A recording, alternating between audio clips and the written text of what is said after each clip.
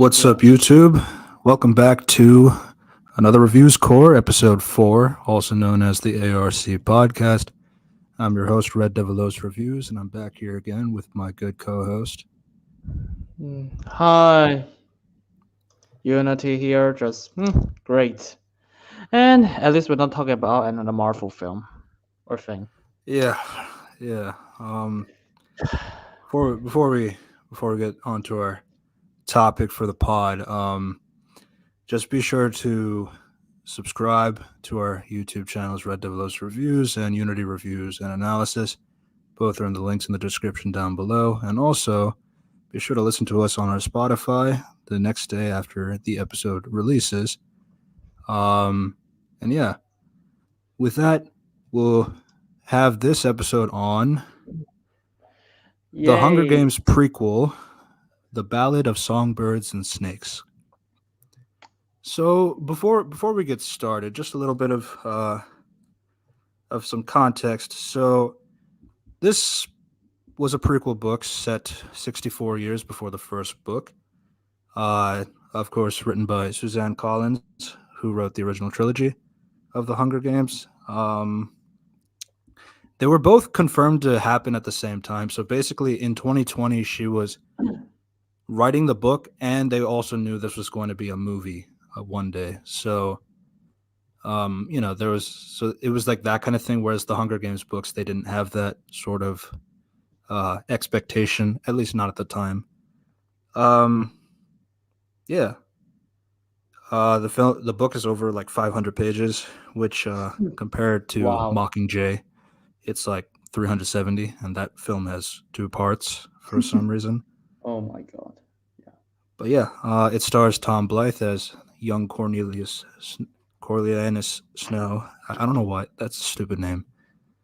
Um, it also has Rachel Zegler as Lucy Baird. Uh, you got Peter Dinklage as the Dean. You have Viola Davis as Dr. Gall. And yeah. So I guess before we get started on the movie itself, why don't we kind of go through our thoughts on the originals? Yeah. So I did rewatch the movie before when the trailer dropped. It's all of them. So okay. So this is entirely a new setting. The only returning characters are Tigress, Snow, and yeah, I think only two of them. Yeah, I mean you got a Flickerman there, but it's his ancestor, so that's the only Yeah, difference. yeah. So we gotta reference those what in those movies. So in the first movie, it's actually the first movie. It stars Katniss as we journey through the Hunger Games in the 65 years after the prequel, and that movie is actually decent. I mean, actually, it's like Katniss actually has quite good development in that movie of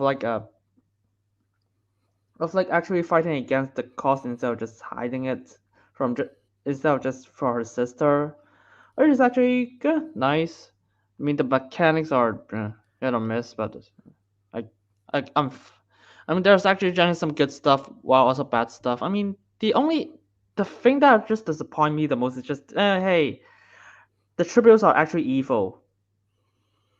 Wow, it was like, wow, that's you just more, it's just like, you know, robbed a lot of Candace's development and morality by just doing that. Yeah, I mean obviously with a franchise like the Hunger Games, you have this. So basically, I guess it kind of segues from this movie. This is set during the 10th year of the Hunger Games, basically. So we kind of get like a kind of an explanation as to why the Hunger Games occur, and that is because with the opening scene, you see the Dark Days, which is basically an event in this universe for Panem that there was a 3-year war between the districts and the capital, and basically all the conflicts happened. There was an uprising. The first rebellion is another term for it, and you know, this 3 year war kind of like lasted for a while, obviously, and then but it got to a point where eventually the capital wins, but they're heavily damaged from this rebellion. Um, so we get like descriptions of this in the original trilogy as well. Not as much, but like you just kind Yeah, of get like where? a general understanding of there was a conflict between the rich and the poor essentially. And Yeah, then we so the way that the capital punished the districts for this rebellion is that they would basically have every district of Panem to have two tributes every year, one male, one female, and they'd basically be sent to a Hunger Games, and that was basically the punishment they would do for years. Um, yeah. so one, So I guess like one thing I found interesting about this movie compared to the originals is like obviously in the originals this concept of the Hunger Games it's in year 74, year 75. So they're already gotten used to this concept. But this is like in this film, this prequel film, it's like it's still not very great. Right? They're still trying to figure it out. Like, what do they want to do with the Hunger Games? And that's something that they get to ask like a few times during the movie. It's like, what are the Hunger Games for? yeah. So Yeah, they already gave an which answer in the the first answer movie. changes depending on the plot of the film. But yeah, Absolutely.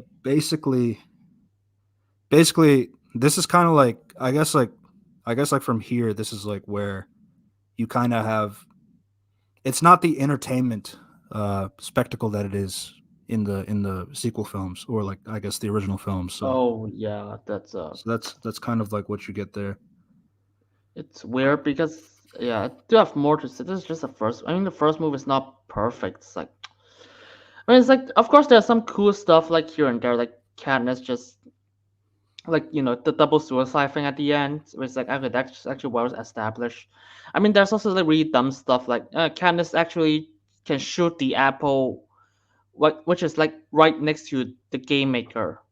Which I was like, why is there no glass or something? You can just every trip you can just shoot an arrow at the game maker's head and you just won, and just the entire game is stopped. It's like, also, we'll bring that back in this movie. By the way, it's fucking insane. Uh, Yeah. yeah, yeah, and then that's the first movie. It's like, it's decent, and then there's a Catching Fire. So we got to see more of Snow. Yeah, Catching Fire has a lot of mixed receptions depending on who you ask. yeah. I mean, a lot of people I heard is like, it's the best one. And then I saw it's like that's actually worse. It's like a lot worse. I mean, it's like Snow is just he doesn't really have any values in this movie except for I mean, he has some. I mean, he has still have values, but they basically portray him as a madman who just want to murder bomb people because he's petty. I'm not kidding. It's like at the first thing he did was like, yeah, do this, or I'll kill everyone you love. I mean, it's fine, sure, but but then he just doubled the punishment because what's the Parrish? What's the character name of like Philip Hoffman? I can never pronounce it. Um, I Pirish, Pirish, Pirish. Yeah, I don't know. It's weird. Hoffman's character. Yeah, Hoffman. Philip Seymour Hoffman's character. Jesus. Catching Fire. Pirish. Yeah, Oh, Plutarch. Heavensby. Yeah, Heavensby. Because Heavensby is like, hey, by the way, you could just double the punishment. I was like, oh yeah, good idea. I was like, what the fuck? You haven't figured that out before? Like, it's absolutely insane. And then there's like the game itself, which is which is an, actually it's kind of weird because Katniss here is even more passive than in the first movie. She just kind of get dragged along, and it's Yeah. like in this. it's weird because in this movie it's like, okay, we all know the twist. It's like the game maker happens be is controlling the game, and half of the tributes knows that, but they can't tell Katniss because they are afraid Snow might know that. Even though it's like just have like You cut out.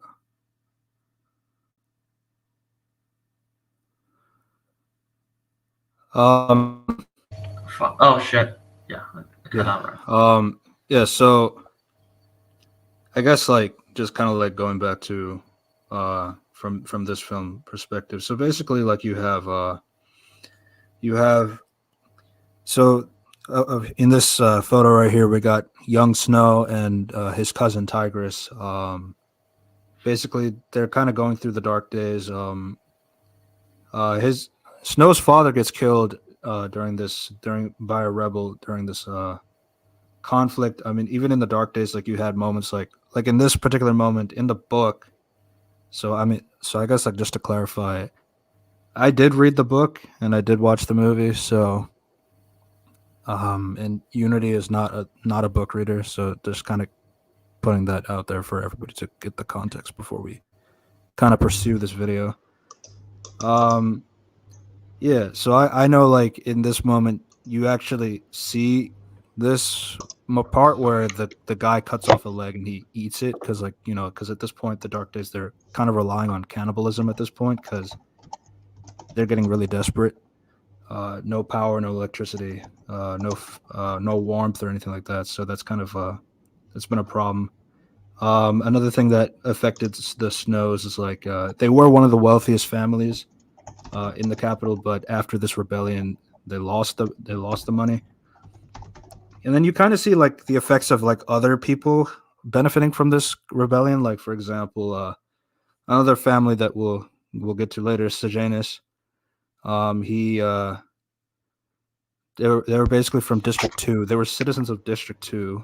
They were like ammunition sellers, and then they basically contributed to the capital by providing the weapons for the capital to fight against District 13, which we get more about District 13 in Mockingjay, um, and then like kind of like that conflict with all that. So these kinds of things were happening during the Dark Days, and then like after that, Sejanus's family gets to get promoted to capital citizenship, and then they get to continue to live in that in the capital instead of District Two.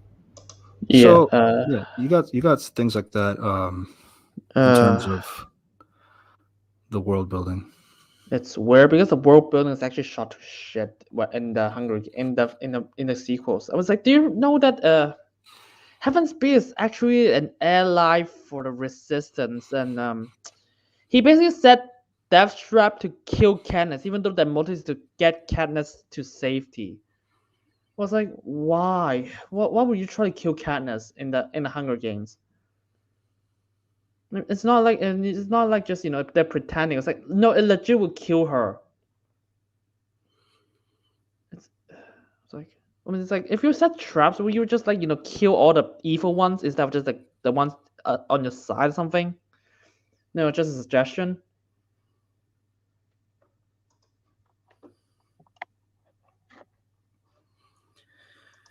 Yeah, and Yeah. then of course that Snow bombed the entire District 12. Even though he said even though this is literally 1/12 of his supply line for the entire capital, because Candace resists him. That's why. I mean, Um. you can just put guards in the district, because if you are afraid that she'll came back or something. So I feel like with the obviously with I know like it's difficult to not talk about the Hunger Games films, but I think we probably obviously this is like 64 years before that. Um. Yeah, that's to be honest, I might as well just talk about everything important related to the prequels. Yeah, Mockingjay Part 1, they introduced District 13. Because this has no reference in this movie, in the prequel, by the way. I have no idea why, even though they specifically mentioned the first resistance. they do talk about District 13 and like basically the propaganda that they show the other districts is that they basically bombed and nuked District 13, and it's kind of like as a warning for the people so that if there was an uprising again, then this will happen to their district. So that's something you see from the first book as well, first movie as well, like in the propaganda film that they show of District 13. Yeah, But that's like the end of Catching Fire and then Mockingjay is like where you actually know the truth, where you learn the truth that District 13 is not actually destroyed. It's underground, and all that. yeah, that's basically District 13 bombed the resistance. So I think if I, it's so weird. The film is definitely made it clear, but yeah, they just made the entire underground for out of nowhere, which is absolutely insane.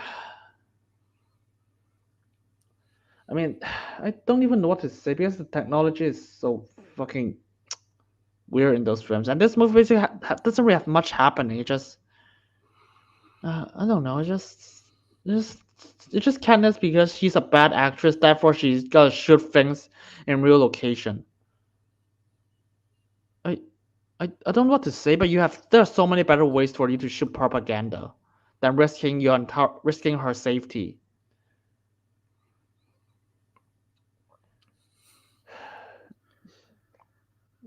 And also, there's also like Snow. Snow is basically just murdering people at this point. In this movie, it's like hey, I'm sorry. Oh hello, oh hello, Hi, DK. DK. Yeah, just so yeah, Mockingjay Part 1. Snow is basically just hey, public execution, blah blah. Because because we remember the first film. He said you just language used to contain hope, if not to just if if not they would just get a round of 12, 24 kids to just shoot them. He basically said that. So he just publicly executing people left and right. It's like yeah, you're just gotta create more hope, you dipshit.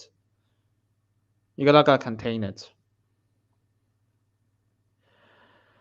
I mean, there's a good scene that he said to Katniss during the call, which I will reference it. It's like what does this say as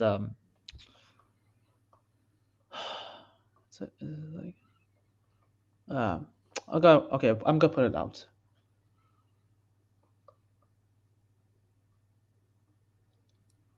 What does it say?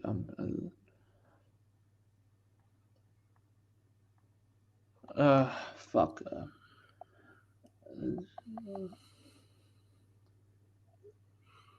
All right. While you look for that, I guess I'll kind of just Yeah, go on other stuff. Basically, the book and the movie it breaks up in like they break up in the three title cards. For the movie does the same thing as the book, where it breaks up into the three sections. Basically, part one is the mentor, part two is the prize, and part three is the peacekeeper.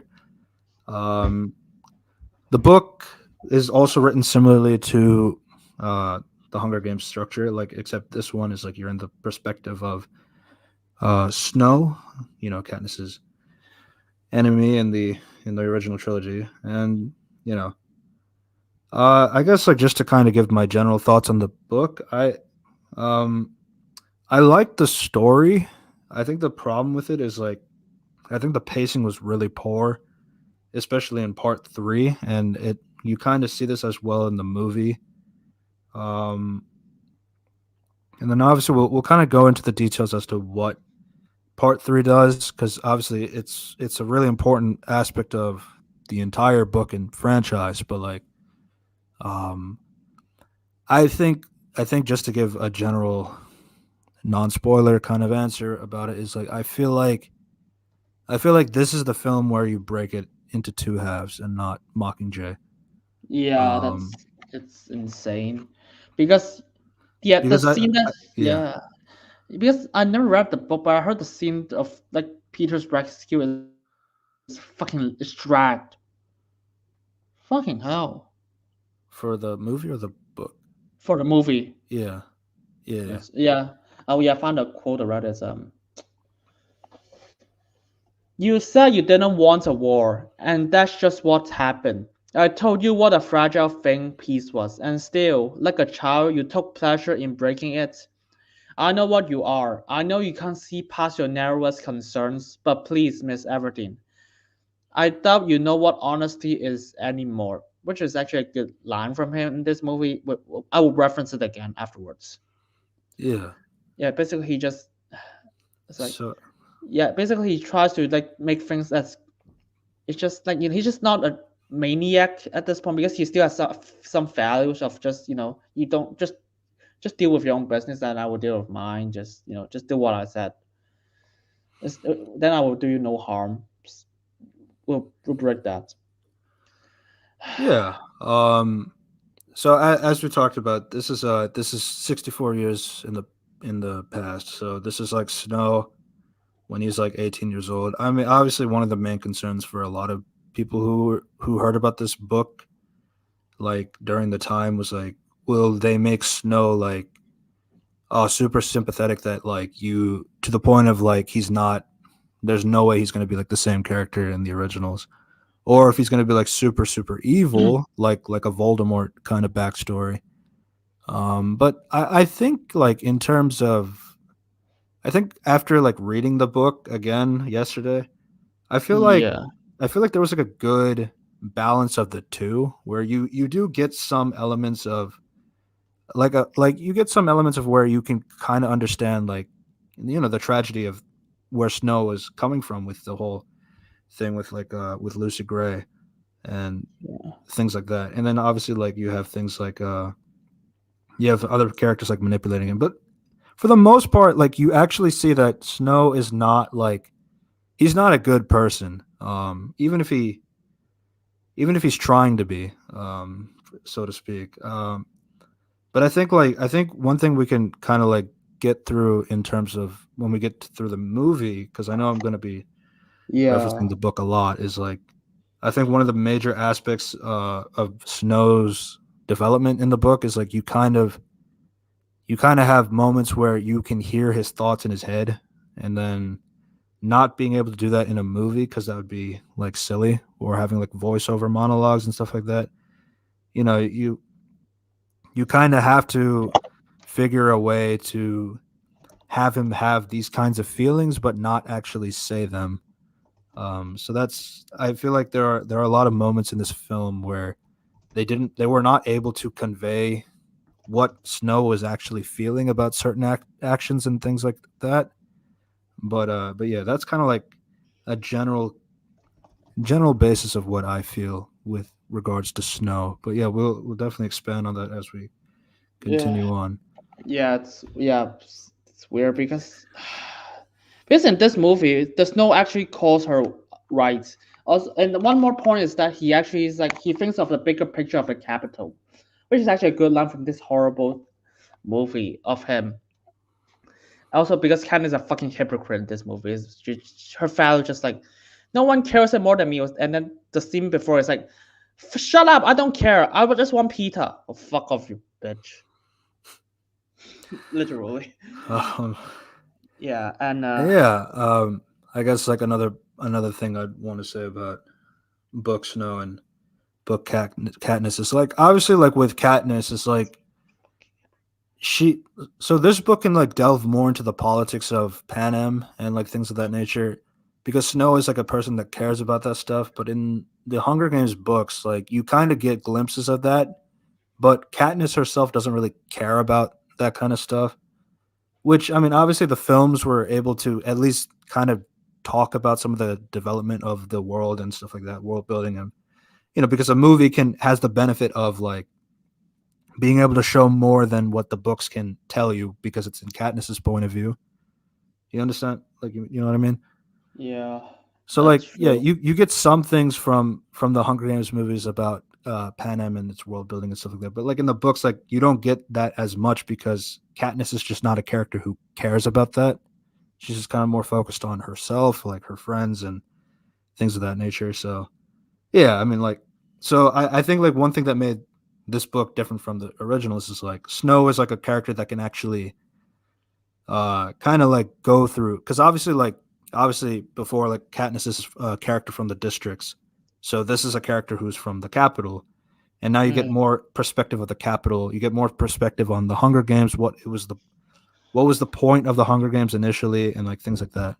yeah. So I think with this kind of film and I think with this film and book in general, I feel like you get a good generalization of things that adds to this universe in some way.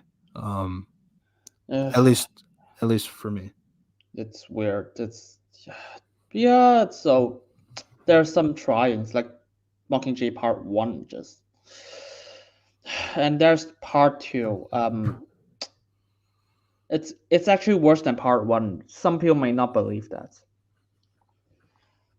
Basically, they ruined the only few good characters in Part One.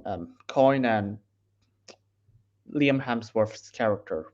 What's his name again? Fuck. Gail. Gal. Yeah. Gail.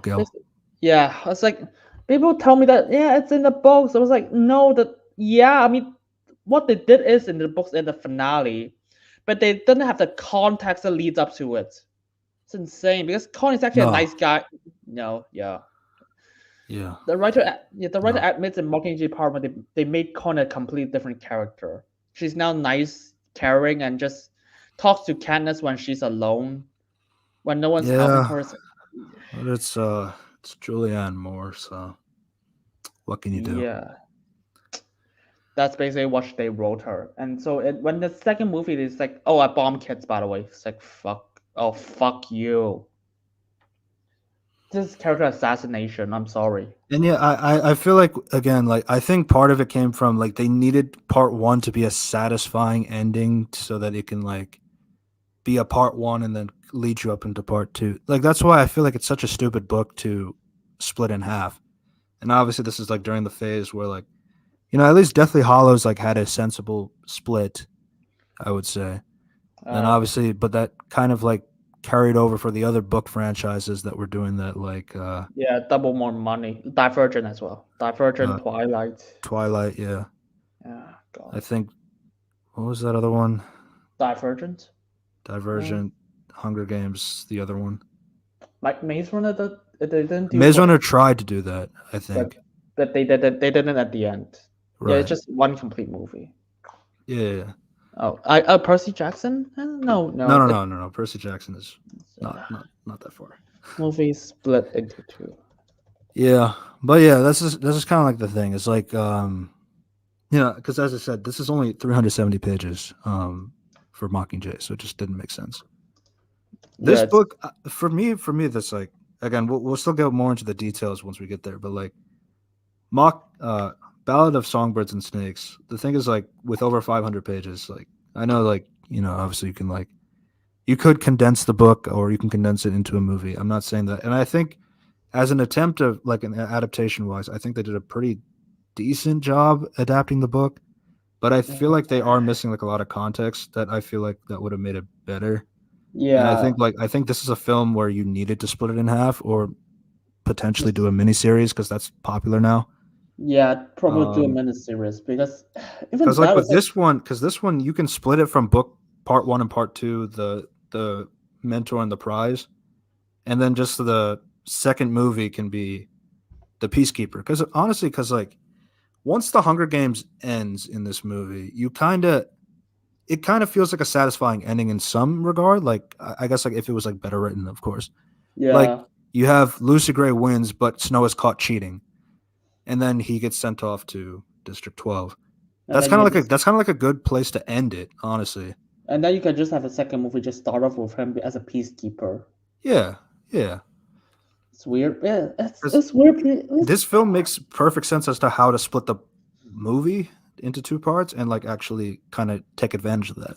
Because I don't know, but like yeah, But in like part Francis Lawrence was like very adamant about like he said. I mean, he was saying Mockingjay being split in half is like that was like one of the worst decisions, and like I'm not gonna do that ever again. Basically, yeah, I mean, yeah, that's a bad decision. I'm gonna admit that because there's so many bad choices in this movie. It's insane. like how do I say it? It's like, I mean, I'll give it credit. This is the core. Snow here is not a genocidal maniac. He's just stupid. That's it. So this is the second best appearance in the four movies. But it's just weird. It's like there's a lot of action scenes that just, I don't know. It doesn't make sense to have them. And there's a lot of drag out drama, and then also like Gail is just supporting murdering kids, and you know, Yeah. what? Also, Tigress is. Oh, by the way, Tigress. This is the first appearance of Tigress, and she only has one sentence. By the way, funny, right? They made a prequel with this character who doesn't have too much in the plot. Actually, she's a plot device. Yeah. Tigress, played by Hunter Schafer. Forgot to mention her. Very good in the movie, I'll say. Yeah, but But like Tigress. So as Unity mentioned, like I think only one scene in the Mockingjay movie. In the book, obviously you have more with her, and I kind of don't understand why they don't like for example, like Tigress is the cousin of Snow, which if you've seen the movie, you see that she has like a more like a tiger face. yeah, She got a lot of cosmetic surgery, which is and weird. and Yeah, basically like the commentary that happened is like Snow apparently said she wasn't pretty enough anymore, so that's why she did that. She was basically, I think her role was like Elizabeth Banks' character initially before, from the Hunger Games movie. I yeah, forgot it's that weird. role. She used to be that role basically. they they have they split the movie in two, and Tigress only has one sentence, for fuck's sake. They were like, Yeah, yeah, it's like they could have do more of the characters, but it's like I don't mind to split into hot take, but apparently it's like but but what do you do when you split into two? You just but it's like you took out some of the other stuff that made her like a person.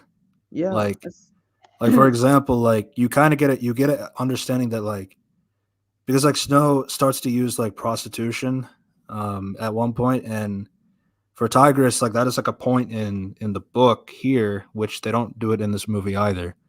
So it's not in either movies, which I guess is to be consistent. But like I don't know, I feel like just saying she was a prostitute, I don't think it's there's anything wrong with just saying that. You don't if you don't want to show it because it's PG-13, fine, I guess. But like I don't know what's wrong with saying that she was a prostitute in the Ballad book or in yeah, the Mockingjay book. That like that's what she used to be, and she hated that association, and how Snow yeah. basically kind of like in a way disrespected her in a way. This Um, is one of the things I find so weird because like in because like they have inner monologues in like the box you said that it's like but yeah, like you gotta translate there's so much more runtime you gotta translate that into this in the two movies to just better explain what she said in her mind, and they didn't do that. Instead they spend most of the time just crafting action scenes. The character scenes are just fucking bullshit, really. It's like when you put it in a wider context they didn't really give a shit about the characters. It's yeah. like So and then it's like it just gets kind of it's just not like it's also not cool because like you got Tigress in this movie, this book, and it's like there really is nothing there though. It's like supportive cousin who is like kind of saying, "Oh, like yeah. you're feeling sad, but like please don't feel sad because you're gonna be great one day." That's that's Jesus. that's pretty much all she's doing, and like I mean it's Yeah. cool. Like there's nothing wrong with that. It's just like I don't know, like That's it. Why do you use her there's if just that's the nothing else to case? say. And I feel bad.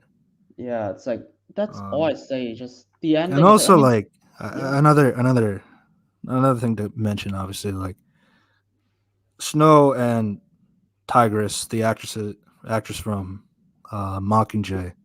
There's a big age gap between the two, but in Ballad, we know that Tigress is actually older than Snow, abs which is the which continuity. It just breaks the entire prequel already.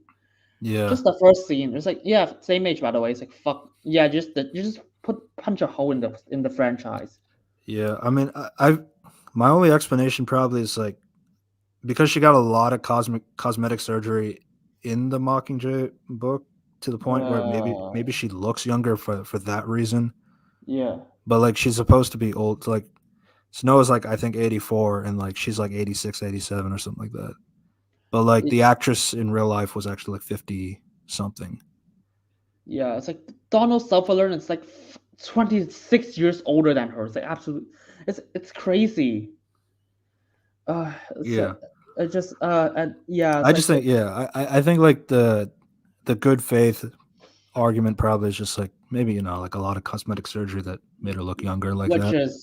which is weird because she doesn't really act as a she doesn't really act as an 80-year-old in the movie as well. Yeah. I As mean, to be fair, not everybody's like Julianne Moore who's 62 and very fine, but yeah, what can you but do? also but physically they should like have some movement that looks like an 80-year-old. Yeah. Which and to be honest, I just gotta conclude this. I mean, there's actually a good scene between Katniss and Snow at the end. I'll get to that in this movie, but Yeah. it's so yeah. The book I, ended with happy ending. I I should guess say. I guess we can kind of continue on with the with this Yeah, movie. So basically we yeah, kind of start off so as I mentioned before, Snow is not financially well anymore after the dark days. So the yeah, Snow family is like is they lost their money basically. yeah. To be honest, And yeah. he's kind of trying to go for like the Plinth scholarship, which we'll get to that in a bit. Uh, Um, so uh, one thing I did want to mention is like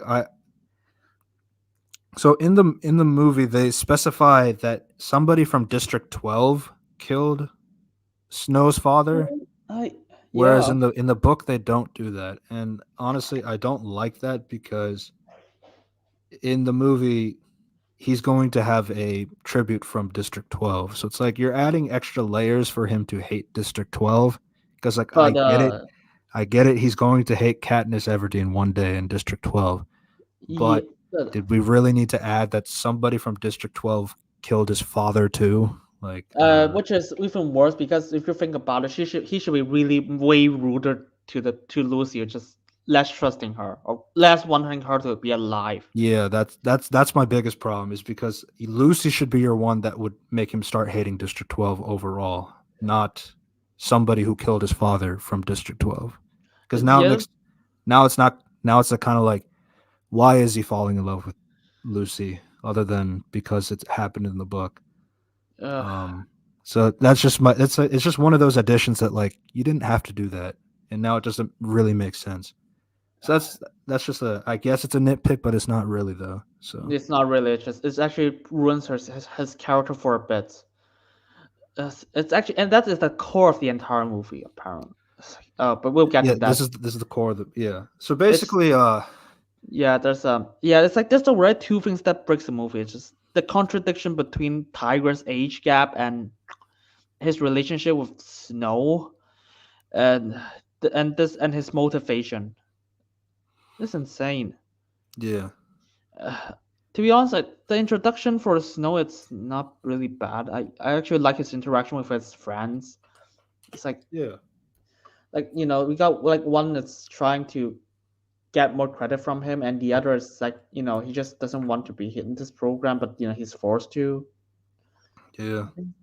I Uh, mean, then like for our lady subscribers here, like it starts off with Snow in Justice boxers. So just to like if you want to feel bad for him for the rest of the movie for what he does, like I mean, you guys might be able to feel sympathy for him, right? So, I mean, yeah, we'll be fair. We'll be fair.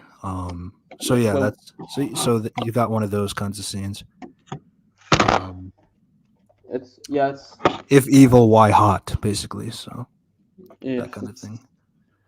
But yeah, okay, yeah, yeah. that's So so that's weird, and and so it's like the introduction is fine because they don't like Snow because his father died and he's not really rich, and but yeah, it's I mean, it's fine. aside Yeah. from the backstories. Yeah, So yeah, basically, so this is the 10th Hunger Games, and Dean Highbottom, which again played by Peter Dinklage, he's basically yeah, they're kind of talking about how they're yeah. He trying to do created it. something. They're trying to, yeah, Yeah, I'll keep. he created the Hunger Games. They basically this is the first sentence how they introduce him.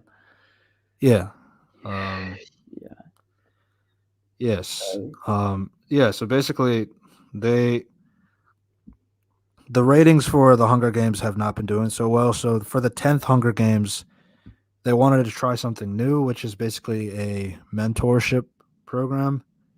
Basically, from this academy, they have 24 students who will, mentor one of the 24 tributes in from the Hunger Games. I And they'll yeah. they'll basically try to coach them and get to a point where like make them marketable, make them more I accessible, make them more yeah. try. I It's basically an attempt to maybe spice up the Hunger Games because they haven't been doing well for over the previous years. which is weird because it was like, would you try to find adults first before you find students? It's like because they don't have any training, and it's like my first question is like, why don't you Yes. find adults? So the book does explain that they choose 12 to 18-year-olds because like for Gall's perspective, well, one, she's kind of like obsessed with the concept of like, if a kid could like if a child can be a killer, then like what does that mean for the rest of us in general? So like I mean you get that kind of explanation in the book, but it's not in the movie. It's Um yeah, that was weird. And so they and obviously like because like obviously the reaping ceremonies, those are like all randomly selected in that aspect. So I mean, uh but yeah. like obviously every year is a stressful year because like from 12 to 18, like you could be picked, you could not be picked. So and nobody wants to be picked. So yeah. So yeah, that's basic. It's not really much. And so he sees. So they all got picked, and only. And so Snow got picked Lucy.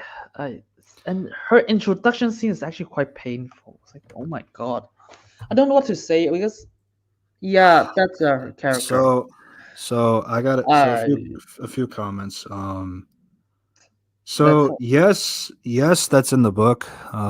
Basically a little bit of backstory.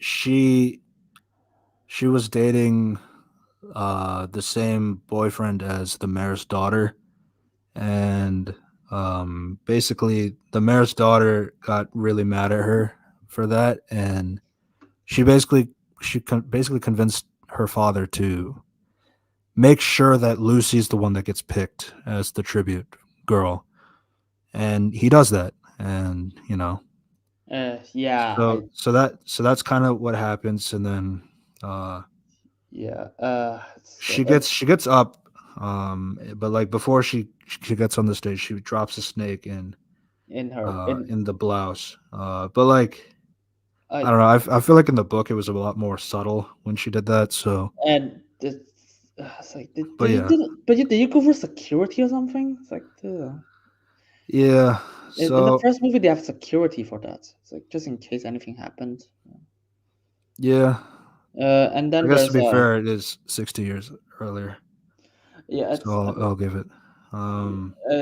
so that's where so she put a snake on her because she knows that she'll get chosen for some reason. I was like, you sure? And that is like she just so happened to stand this like in this line so she can put it at her to be sure. I'm fine. That's not really plot breaking. It's just weird. And Yeah, so and her concern is oh no, yeah, I'm gonna put a snake on you. It's like yeah.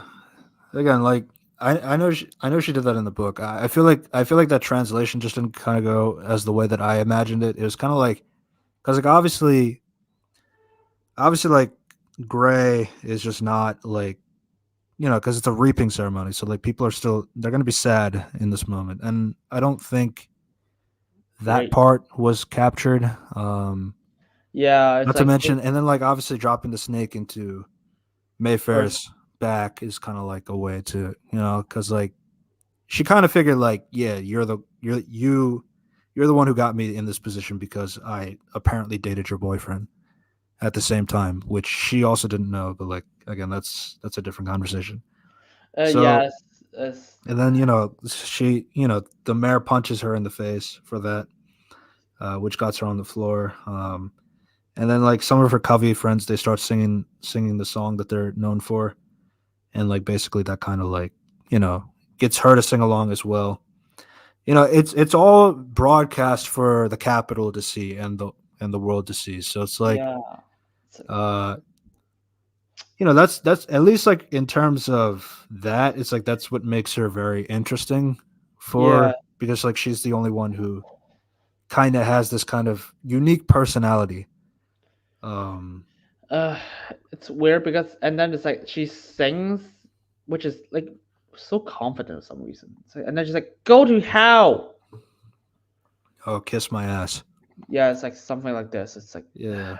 I mean, to be honest, I just do not like this introduction. It's so Yeah. bizarre that her priority is just yeah, fuck this girl. Yeah. My thing is like I think the translation is just wrong. I Because mean, like because obviously like you have the feeling of like getting punched in the face, she's bruising, but like yeah, she and just then obviously like she's singing the song with them. uh, Uh, yeah, but like I don't know, it's just like it's too confident in my opinion. yeah, And that's I have an yeah, issue with like other singing moments in in the movie as well. yeah. But We'll I'm get to just gonna that. announce it now. Rachel's singing is not the problem. I think she's Good singer, really good singer. but I also another thing to mention, Rachel sang every song live as well, so that's also very impressive as well. Um, but yeah, that's kind of her introduction. I also It I could just have got been better, compare it. I just but got compare it to Katniss because that Katniss introduction is actually great in that movie because actually it's why the scene is so iconic. It's yeah, literally the most iconic scene in the entire franchise. I there's a lot of volunteer. It's like great memes. Yeah, yeah, it's like literally I volunteer as tribute. A single sentence just says a lot about her. Just like oh fuck it, I'm gonna.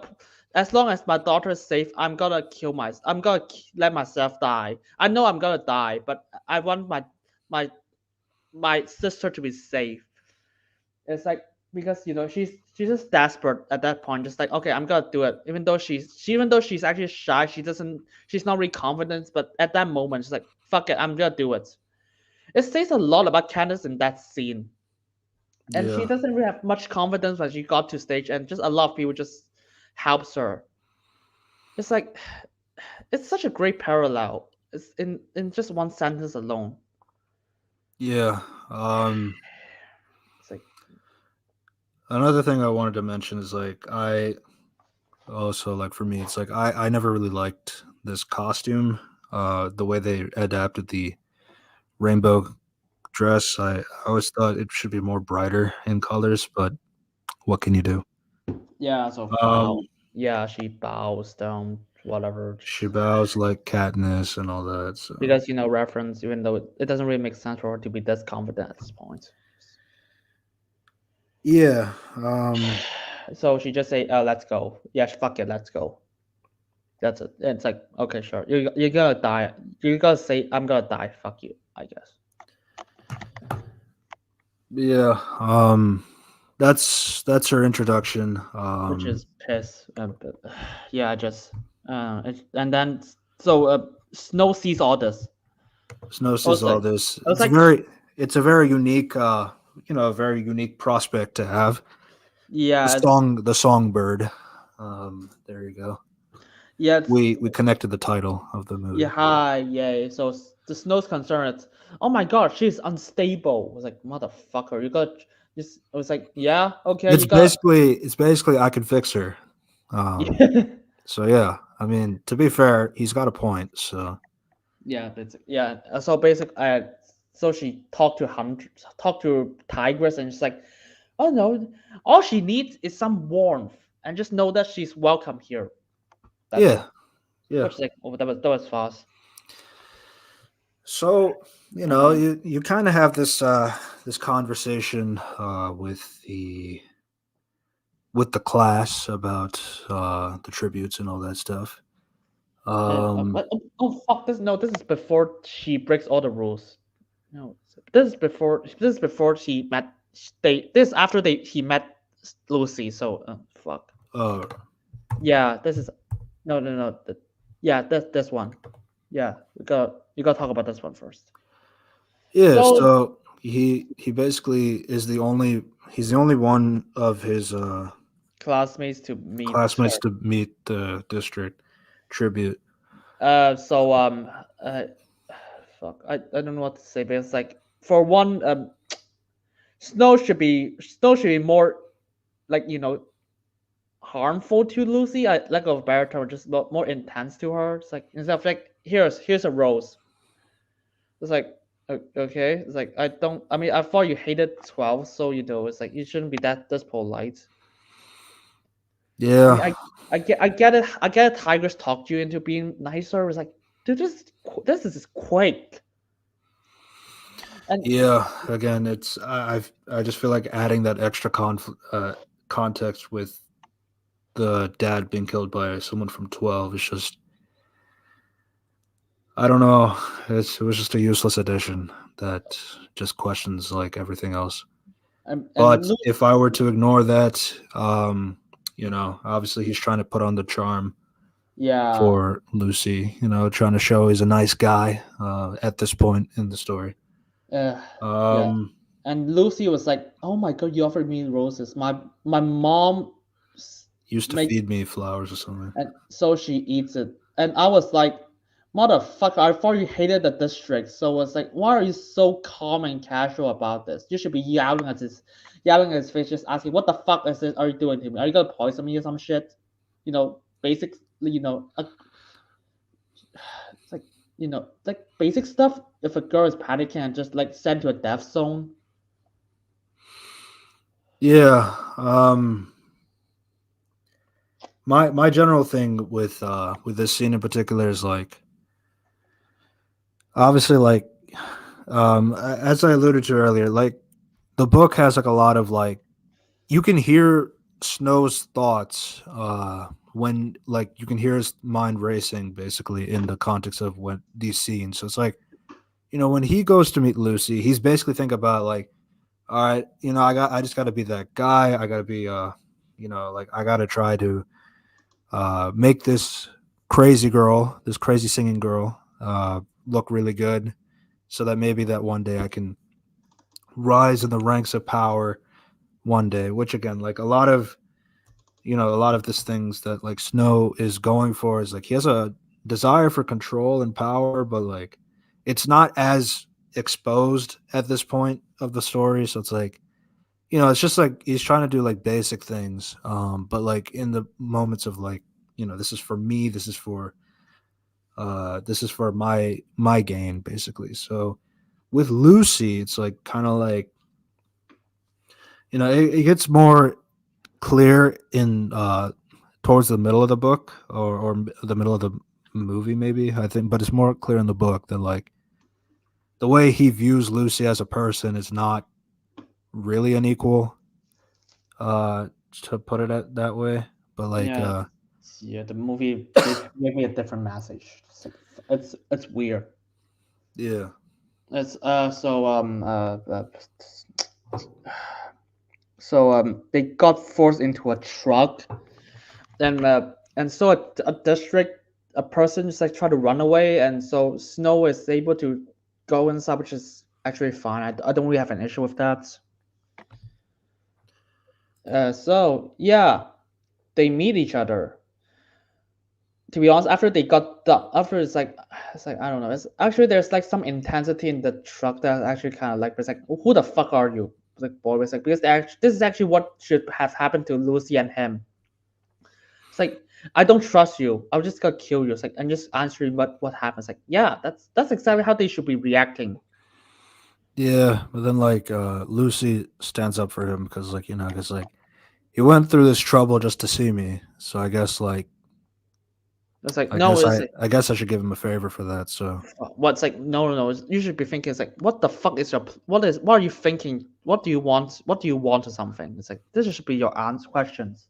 yeah, I mean, though to be fair, it's like it's he is the only one there, versus every like all 23 other students. So it's like Yeah. there must be, because like I mean, he was obviously trying to give his perspective, and then when the other tributes are trying to like Mm.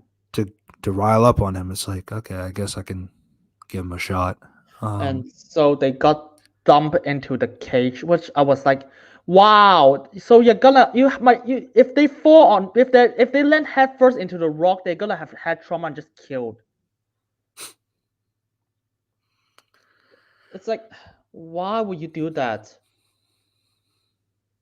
Just gonna dump them like trash because metaphor. Even though in context, you just yeah, this is has a really big chance of killing them.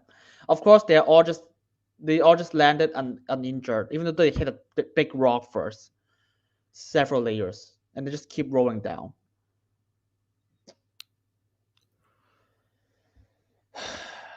Great. Um. So yeah, that's what happened. So interviewed.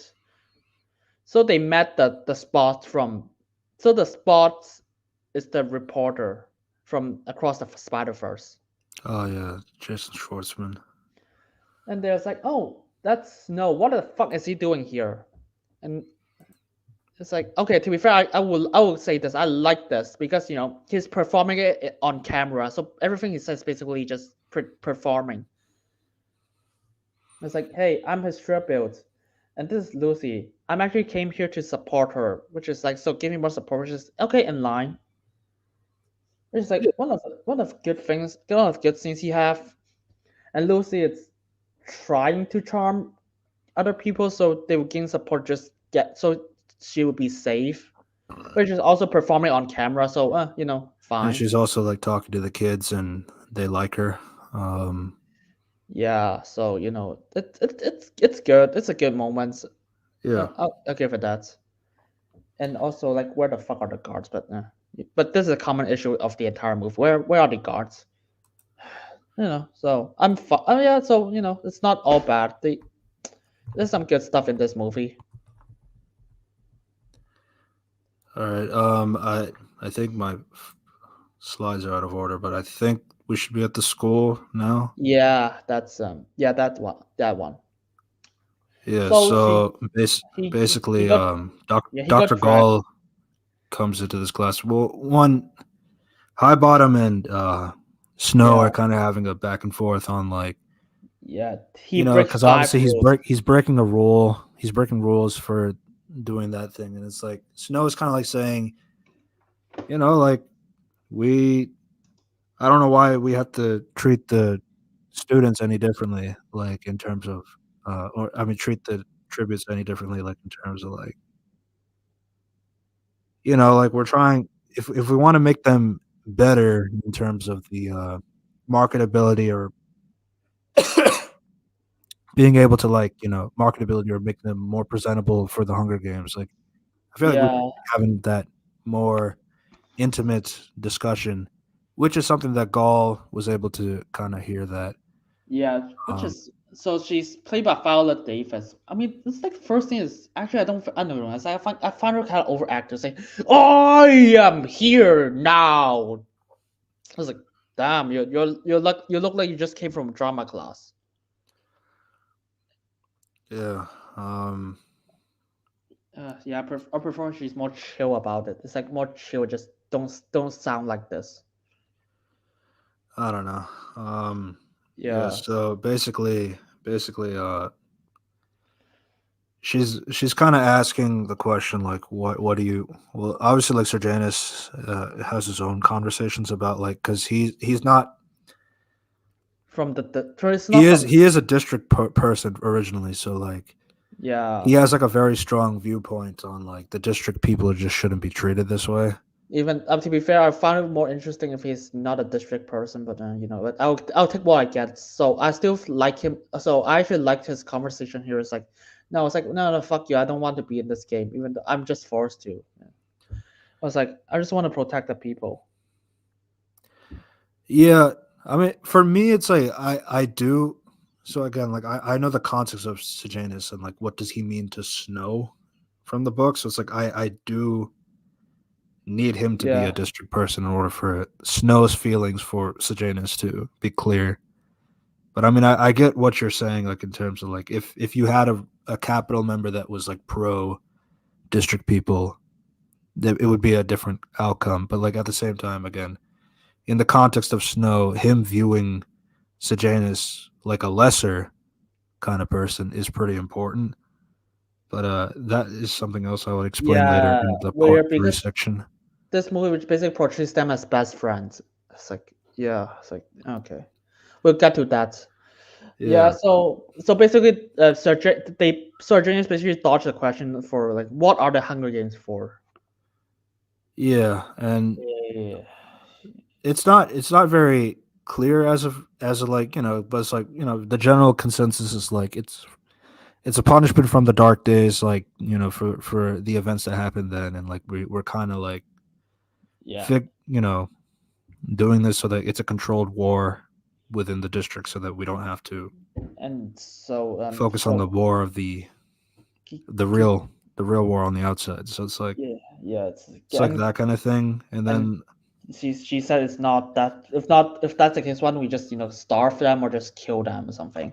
It's like, and then they just basically pause the questions, and Snow is like, I do this outside because I want to gain more attention, so the views will rise up.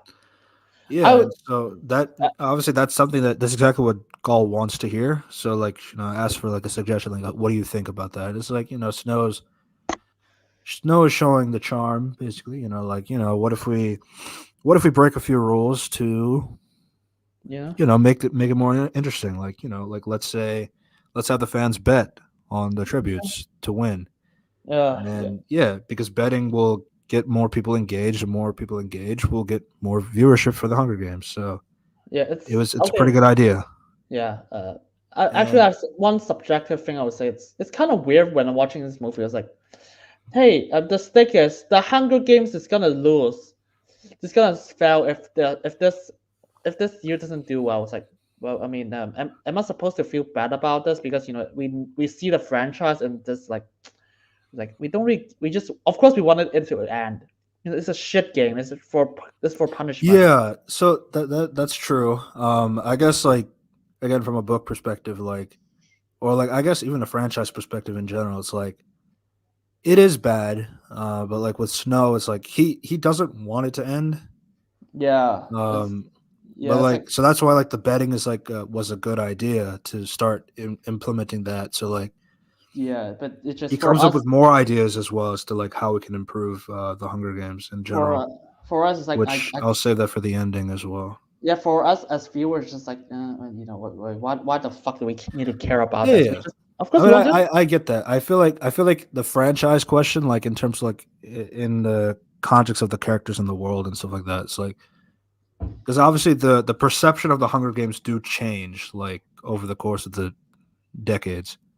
So it's like with now, it's like it's on at a point like it's like focusing on the war, the killing of kids, basically. So it is really bad. But then like decades later, it becomes glamorized. It gets becomes entertainment to the point where people lose sight of that. Yeah, it's a bunch of kids killing each other Yeah. for a So game. So that's kind of it's like that kind of thing. yeah. So but that's just subjective for me. It's like, and it doesn't really affect the movie. It's just weird to root for. It's just weird thing to root for this movie. But I think this is actually a pretty nice scene as well. I don't really have much complaints about it. Yeah. And so Another they thing. yeah. So basically, he's asked to. So Gall says like, if you have any other ideas, like, why don't you write them down and like you can send them to me. And then like Ashley Ash Ashley Leo's Lau's character. character. Yeah, actually Leo's character She's is like, like, yeah, we'll do it together. Um, Clemencia, something like that. Yeah, yeah, with your groupmates or something. It's like, so that's basically it. Like, I'm fine. Yeah, that's a pretty good scene. It's like, okay, so let's continue. yeah, And so they tested out for by giving food to the districts. Yeah, so you have like Sejanus and and and and Snow, like, and you other know, friends, trying to, well first, like, obviously he Snow is like hiding food in his coat and all that stuff. and just But then giving it didn't really matter eventually, so I don't know. it's I guess it weird. was. It's also there's no guards there, which it'll get important like right after, but don't worry.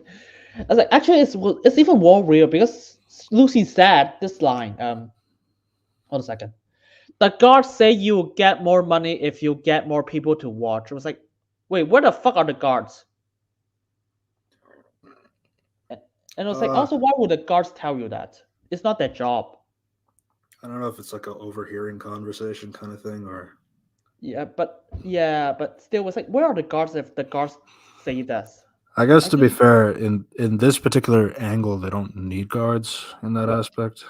actually, in later the guards basically show up like after they run a few miles, not a few miles, but a few meters. Like came from like across the street to just shoot a person. It's like, wait, where are they? Because they need this. Okay, we get to that. So basically that's what So yeah, happened. like Snow's giving food to Lucy, and then Lucy's sharing her food with the Friends, other because boy from District 12, and and he's she's not very happy about that, but like she has no choice. yeah, because she said it's like, what, you gotta give me food so I can kill the other people. Yeah, we'll get back Which, to that yeah, sentence. that's fair. Yeah, fair, Um, but we'll get back to that sentence eventually. And so because of yeah, that's the talk between them. It's like it's like also way too chill based on what they are established in the previous with the backstory. Like to be honest, I would just question it's like, is this poison or some shit? It's like, I don't know. I was like, and then she's like, and then it's like, it's also chill conversation, which is basically an issue with those like this is basically an issue for most of the conversation in this movie. So a district girl kills one of Snow's friend. which, to be fair, she was egging her on, treating her like a poor piece of trash the entire time. So it's like she kind of Yeah, had that coming. At the same time, it's like, why would you give her a glass bottle to begin with? So yeah, that's so she gets so that mentor gets killed, and then the peacekeeper, they kill the um, girl that killed her. yeah, which is like they came from like fucking another place. It's like there's no guards surrounding them. It's like we're preventing them to happen because they need Snow to be there to just feel sad about her, but with no one interrupting it. Like insane, which is like if the guard is here, they would like immediate call for help, or just try to prevent it to happen. Try to prevent this. Yeah, That's a scene. What's the next scene? the next one is basically Snow writing down the things he wants for the Hunger Games. Yeah. On the essay, he turns it in, and obviously it goes to Gaul. Oh, right, this next scene. Clementia is there, and basically Gaul is like Yeah. asking, like, To which is who sent her this essay, and Clemencia is basically saying that she said like we worked on it together, but then she started to say like, like it was basically me. So it's like so she double downs that she's the one who wrote it.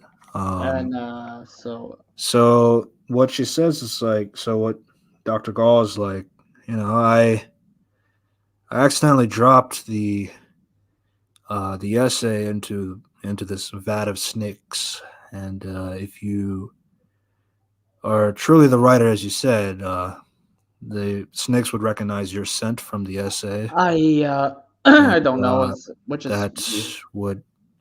So it shouldn't harm you if you were the real writer. I don't know, which is weird. It's like, okay, so what? So I guess she just didn't have the idea that maybe they write some of it together. Even like she just write one sentence or something, or just just a bit of it. It's like your entire plan's fucked. This is my first thought. It's like, Yeah, it's like, are you sure she didn't write like even a tiny bit? Um. So obviously, like I know that's if you consider the previous context of the previous scene, like obviously Snow was the one who had the ideas in the first place, and then Clemency all of a sudden is yeah. like, yeah, we're gonna work on it together. It's like, but So it's you like kind of have you kind of have a feeling that okay, she's leeching. She's probably a leecher, which I guess it's a big risk. Yes, that's true.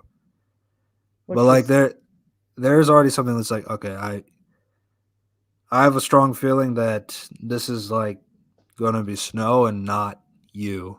You're not that person. yeah, it's one thing. It's like I know there's a thing called free rider, which is like which is very common in the world. It's like some one person that most of the heavy lifting, another person just get do a little. But the Yeah. thing is, the other person still do the little. So if it's like write like one paragraph or just one sentence, it's like your entire plan basically failed. Um but yeah, again, like so the difference in the book is like both of them put their hands in the snake pit, and the snakes don't attack Snow, but they attack Clemencia. Uh, And that's basically that's the main difference. But the other difference is like actually the thing is like Gaul actually has the essay in her hand, and she just like she just drops it in the snake tank, and then she asks them like, all right, if whoever wrote this essay, it should not attack you, so uh, grab it. it's like I feel more issues. Like, when did she throw the essay? It was like because I'm so glad that the essay doesn't sink to the bottom of the pit or something. It's like holy shit, or just in arm's range. To be fair, there's a lot of snakes in there. Yeah, yeah. It's and the other thing that's like basically she likes the idea of like marketing tributes and mentor stuff. To support the games because that helps the tributes. And I Yeah, was like, why would you? So the context. So actually Leo's character basically get bitten and just yeah. disappear for the So entire movie. Yeah. she doesn't come back for the rest of the movie. So Which in the book she does, but like these snakes aren't these snakes aren't good. So they're genetically modified, and basically the consequence is like her skin will turn like in different shades of colors and like with scales. yeah, So it's kind of like your setup for what Tigress will kind of get when she is like an adult, like much older for her uh, cosmetic surgery, but like it's a bit more controlled in that sense. yeah, But obviously like that's kind of I think that was the intention to like kind of set something up for animal augmentation I related surgery. yeah because I'm just not really interested. I don't think I like the idea of this scene. It's just I think the execution is pretty pissed because like I was like if you support the idea of more viewership, it's like why would you let one of the mentors get bitten by a snake? So one of the tributes just will eventually get less voting instead of Yeah. it's like gambling. It's like And that's the other thing with the book gall is like I don't like liars, so that kind of thing.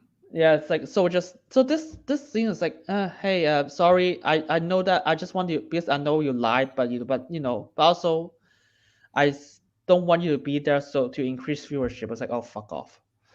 And and then the explanation she gave was like, "Oh no, we're gonna lie to her parents that she got a flu." It was like a flu. What kind of flu? You should just say she has cancer. Okay, not cancer, but some more serious, it's like more serious sickness. Like something more disastrous instead of a flu, which is but so she will not be here for a fucking years or something. Yeah. Just like what? I was like, So that is like the big difference is like uh Clemencia does return in the book, but then you see her like the effects of the snake bite, yeah. whereas like in the movie you don't see her again. So it's either she died or she is stuck in the hospital forever. Yeah, it's We don't know. it's like a fucking piss poor explanation. It's like I would if I rewrite it was like she got an accident and got bitten by an and got poisoned accidentally, or just got harmed in front by one of the tributes. Like actual explanation instead of I got a flu. Oh fuck. Yeah, and it's kind of more difficult because like when we see the snakes again in the arena, um, and attacking the other people in the arena, so those tributes die. Um, Immediately. so yeah, so Clemencia. Now the difference here is Clemencia is medicated so that she wouldn't die, but the consequences like her skin color will change and like she'll have scales on her body, but like that's the Yeah. difference basically. So like the tributes when they get bitten by the snakes in the scene, they're dead because they're not going to get treated. Um, It's yeah. I don't like. Yeah, this thing is it's bad. I like the idea, but the execution is just piss. Like it just makes Violet Davis' character a moron. yeah. Um, Next scene. I think we're at a point where like Jeez. Yeah. Oh my god. It's like, oh fuck. Yeah. The arena bombing. I think. the Yeah. arena bombing. Yeah. Oh my god. Um. So the mentors and the tributes they go into the arena that they'll be Oh fighting yeah. in basically. Before they talked a bit about supporting stuff. To be honest, it's not really that important. Just Yeah. Um, yeah, so basically there was a raid that happened. A bomb explodes and like the arena is attacked. I A lot of mentors and tributes are killed in this aftermath, but we do see that Lucy saves Snow from getting crushed to death. uh Um, that's yeah. and We all got that. a yeah. We got a Yeah, lot here. so I will say that this part is very specific because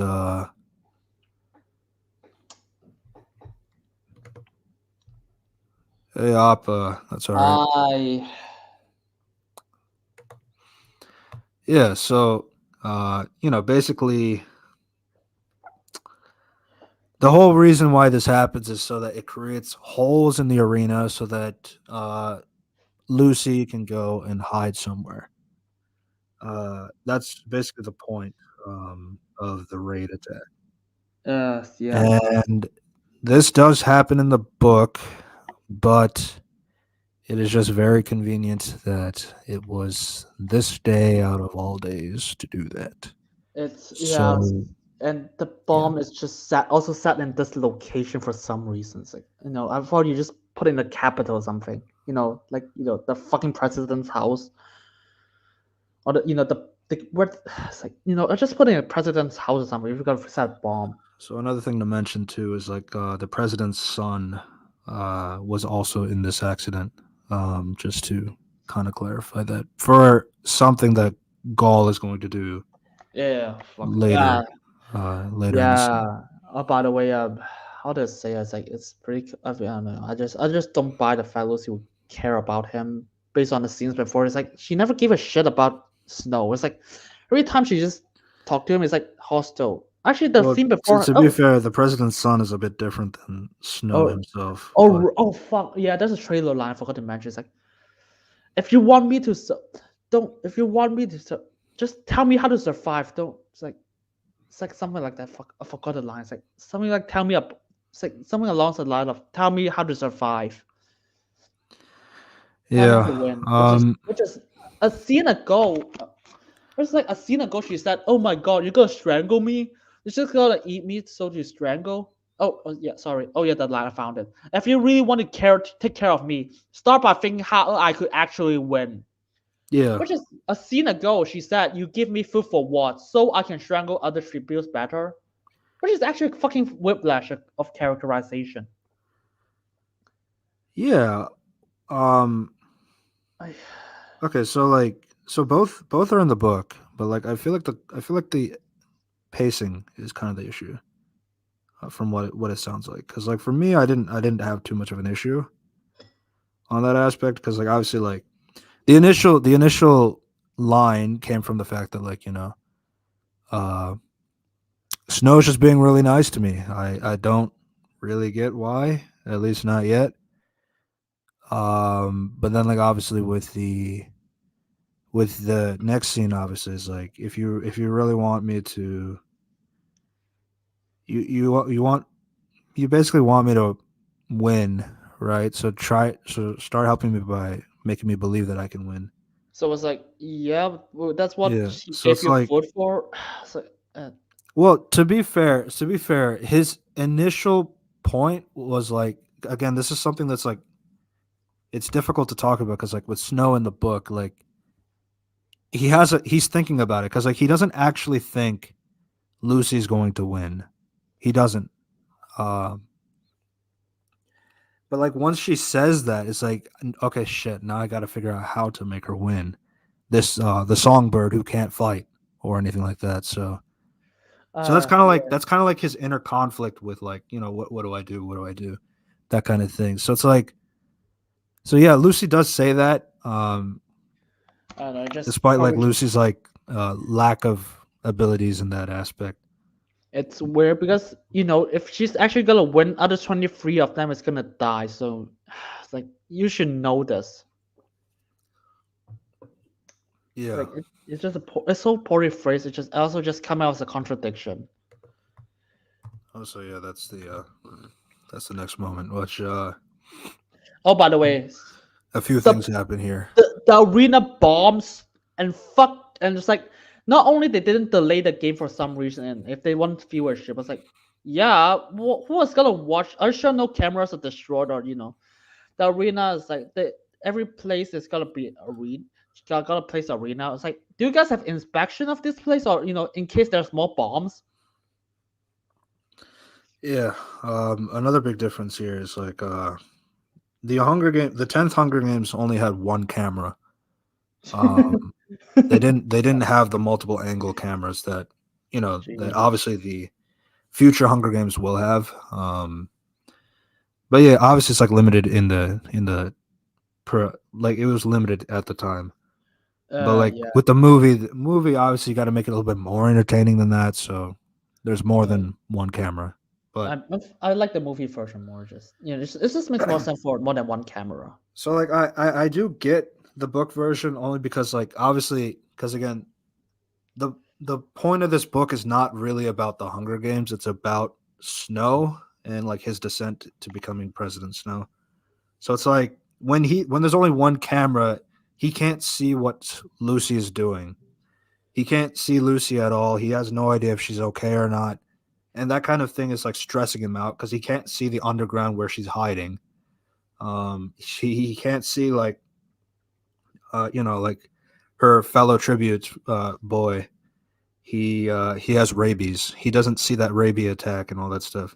He doesn't know that until after she has to get out of the hole, because Yeah, the rabies guy is chasing her. That's when he sees her again. But, like, during that whole period, it's like he doesn't see her for 2 days basically, and that's, like, Jesus. really stressing him out in the book because, like, he can't see that angle to know if she's okay or not.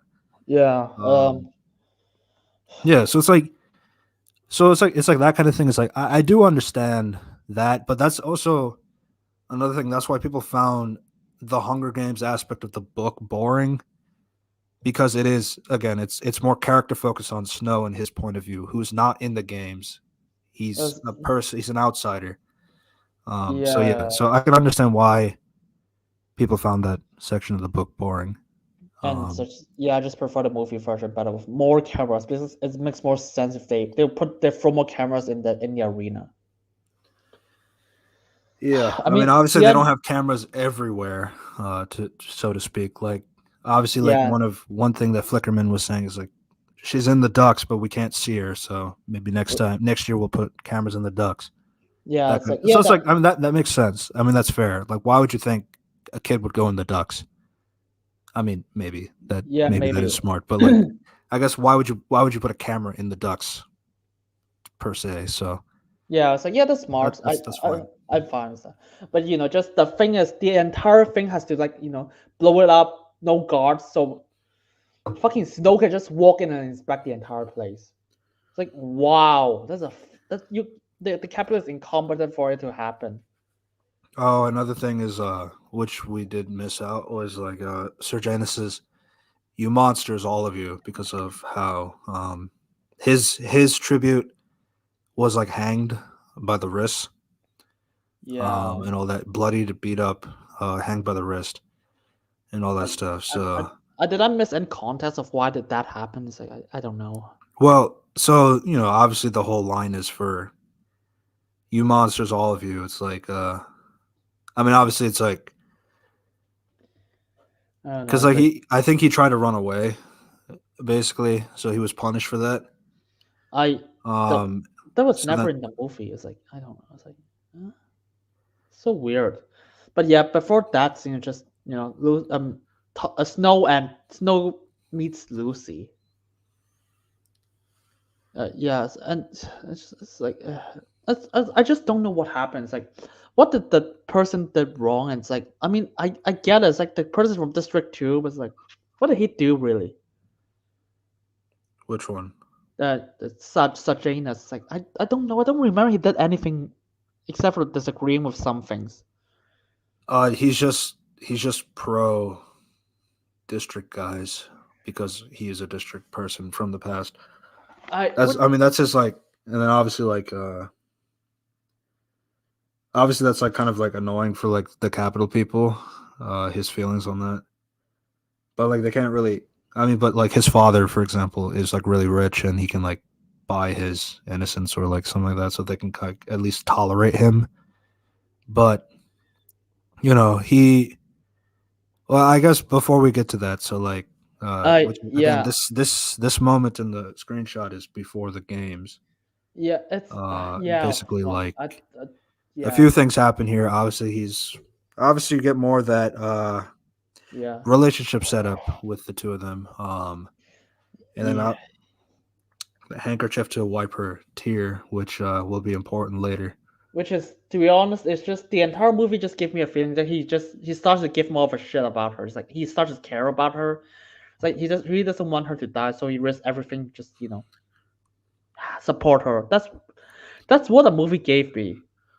Yeah. And so she gave him rat poison. And I was like, and she used his compact. Which my question is, why would you give him your compact instead of just a normal thing or just a fucking box? Uh, So that is one of the things that he got caught at the end. We'll get to that. I guess it's just the convenience of it. I Yeah, it's mean, like giving a box is like the compact is still like a similar concept. yeah, Peter Dinklage at the end said, "Oh, this is the thing that the Snow family uses." It's like, okay, wow. What do what do you use that? Even like a fucking bag is better, a plastic bag. I still think it'd be caught, regardless of what was But used. yeah, but it's smarter for him if he uses something that doesn't label him immediately. Yeah, and obviously with the handkerchief thing is like that was his mother's, Yeah, it's and then like fine. wiping the tear from his eye. I mean, like obviously like that's kind of like more of like, and then when he'll use that handkerchief later, Yeah, it's obviously also it's like a desperate attempt. Like, uh, yeah, it's something that has her DNA on it, basically. basically, and there's like no guards here for some reason. It's like it's too. I mean, I don't know. It's like they could have just put some guards here and just like they just didn't notice that because he's just smart. But there's just no Yeah, guards to just caught this activity for some reason. I don't know. It's yeah, like I like it. I mean, I don't know. Character wise, it's fine. Just the plot just contrived for this thing to happen. yeah.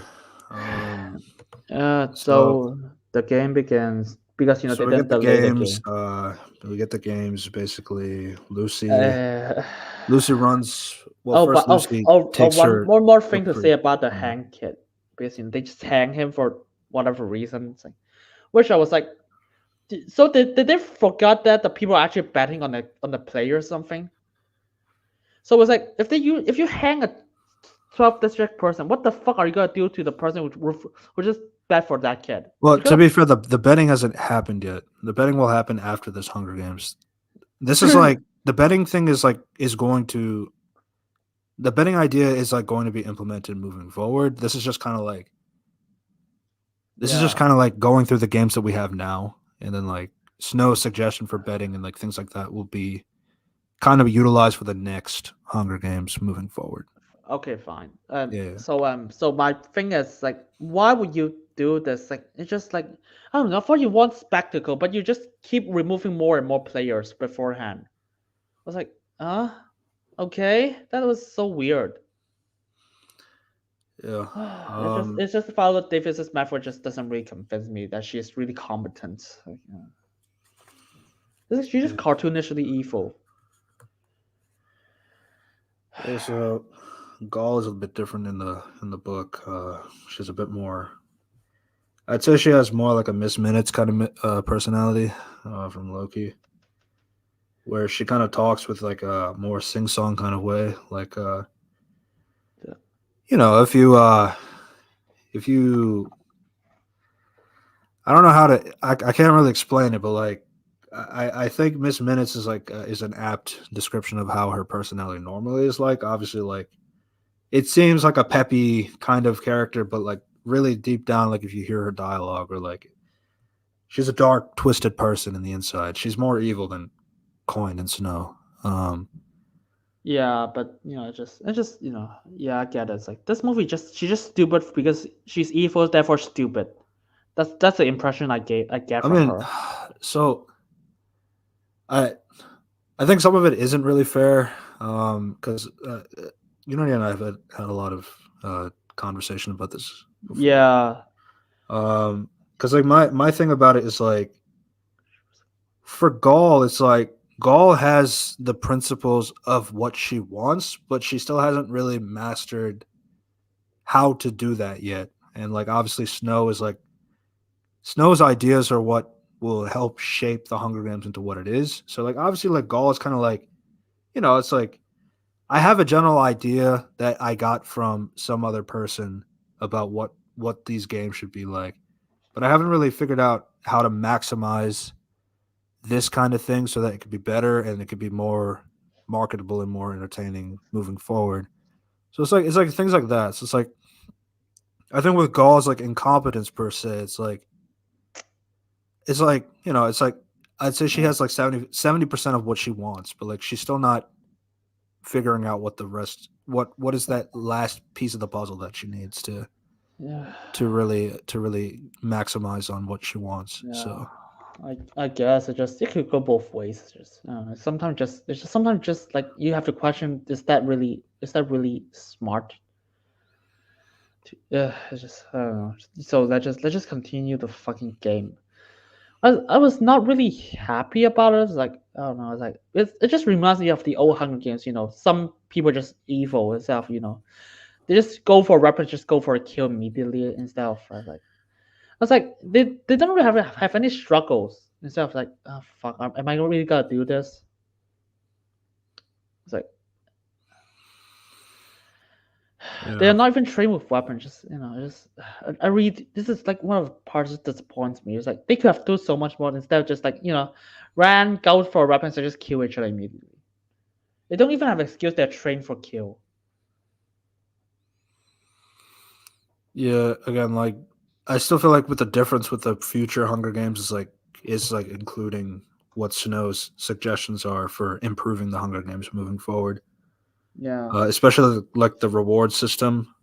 Um, but yeah, that's a different conversation for later in the video. Yeah. So Yeah. So basically, the game starts. Lucy runs Lucy's like dodging and weaving and because until she's trying to go through the hiding plan, but she's looking for her male tribute, Jessup, yeah. to go. And once she finds him, like they go and they hide in the sewer, locked behind, so like they can't. So the other tributes won't come and get her, which obviously at this point, like I got confused because I know there was one camera in the book, so it's like when I start seeing like they're using four cameras, it's like, oh, so I guess they're not doing that, which is I understand Oh, why. yeah. Um, so yeah, it's so that's kind of like there. You got some moments of kids killing kids, your usual Hunger Games stuff, and then the Yeah. night happens. One thing I think, one thing that they had in the nighttime. So Sergeant, she actually went into the arena, and Oh, Gaul and the dean were telling Snow to get him out. which is fucking insane. Because Ghost basically said, "I want you to go there instead of guards," which is no actually suggested. Because if they see guards picking him away, we gotta lose viewership. I was like, what? So okay, again, another thing is like this. This isn't in the film. I don't think. Another difference I notice is like they do darken the cameras Yeah, of Snow going in, getting Sir Janus, and taking him out. So they do that in the process of this, and like obviously with the guards' perspective, like I think like one of the explanations is like if you bring the guards in, like there's like one is like the tributes are just gonna like react badly, which or something like that. I Yeah, I don't fully remember the context in that yeah, aspect. that's so weird because I was like, the first thing is, why is there no guards in the around for just so for to prevent Sir Janus getting in?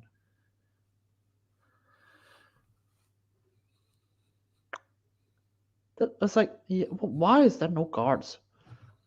Because they actually do show up at afterwards. Like when Snow is getting in, it's like, wait, where are the guards?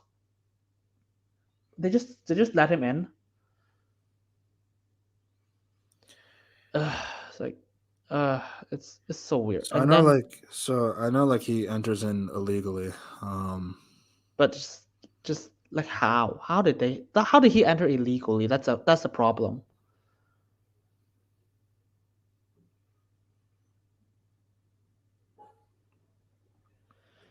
And I don't know. It's like weird.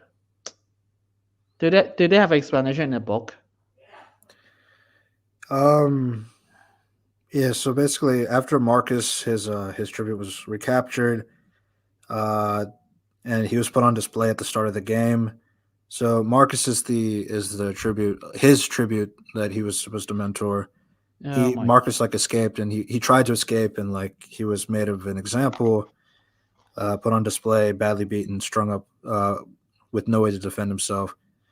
Uh, Obviously, Shazanus throws the chair.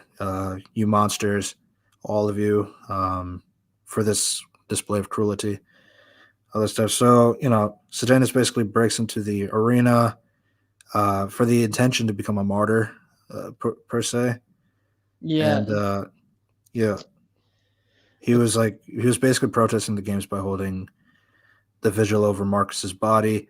yeah. Dr. Gall basically tells Snow to go into the arena to get Sejanus back before anybody notices. I which is Um, which is absolutely insane because the distance is so far away. It's like that's gonna take a while. It's like, are you sure yeah, he's not gonna die at that point? yeah, and then like as Sejanus and Snow are trying to move out, they get attacked. But So here's a few things. So in the book, you get so Gaul kind of explains later, I guess, which is not in the movie. I'm going to say that right now. Like, so they didn't put a guard there because one, she is like guiding Snow to be her apprentice, which is something that this movie ends with. So one of the things that she wanted with Snow is like Snow would go and get Sejanus, she's pretty confident that he is going to maybe kill somebody in the arena, I which in this scene he does. He kills a boy from District 11, I think. yeah yeah And it's weird. basically later in the book, she uses this point as a thing against Snow, like, you killed that boy. It was your Even if it was out of self-defense, it was still your choice to do that. That's uh, something that's kind of like the idea is like it's kind of like a seed planter for Gaul. yeah, it's like That kind of drives Snow to be more darker in the course of the book, and then eventually for the original trilogy. So there is an explanation as to why she chose Snow to do it. Like, for the context, she was saying like, "Oh, he's your friend, so just yeah just do that." uh, But that's why there's no peacekeepers there, so like they can like stay away and like let Snow be the guy to do that. yeah, So it's it's weird. kind of like a step by step. I mean, I guess you can argue it's kind of like a Palpatine kind of thing. It's like, okay, are you guessing this much that is so correct as to what Snow is going to do that like Yeah, it's that like he ends up doing exactly what you wanted him to do? It's like, I guess it's that kind of thing, but like even I, the I guess context. Yeah, it's like, yeah, because the I guess like context to be fair, the book does have like a reasoning as to why Snow goes over the peacekeepers per se. because in the context of this movie, it's like, I mean, okay, the conversation between him and the friend is actually quite nice. It's like, if you want to protest, get out of here because you can do more. It's like, oh yeah, I like you like that. It's like they support each other. It's like doesn't want to die. You're my The friend and I care about you and I don't want you to die. Yeah, actually, I like the conversation between them. And then Yeah. one guy pops in, and then afterwards, three people before they chase after him. I was like, what? The Why other don't the tr- four people just? the other If tributes, which I guess they were all like working together as a pack. was like, why don't they just attack him? Why don't the four of them attack him at once? Instead of just them one and then the other three just attacks him. It's like, wow, the plan relies on just like one, like all four of them doesn't just attack him all at once.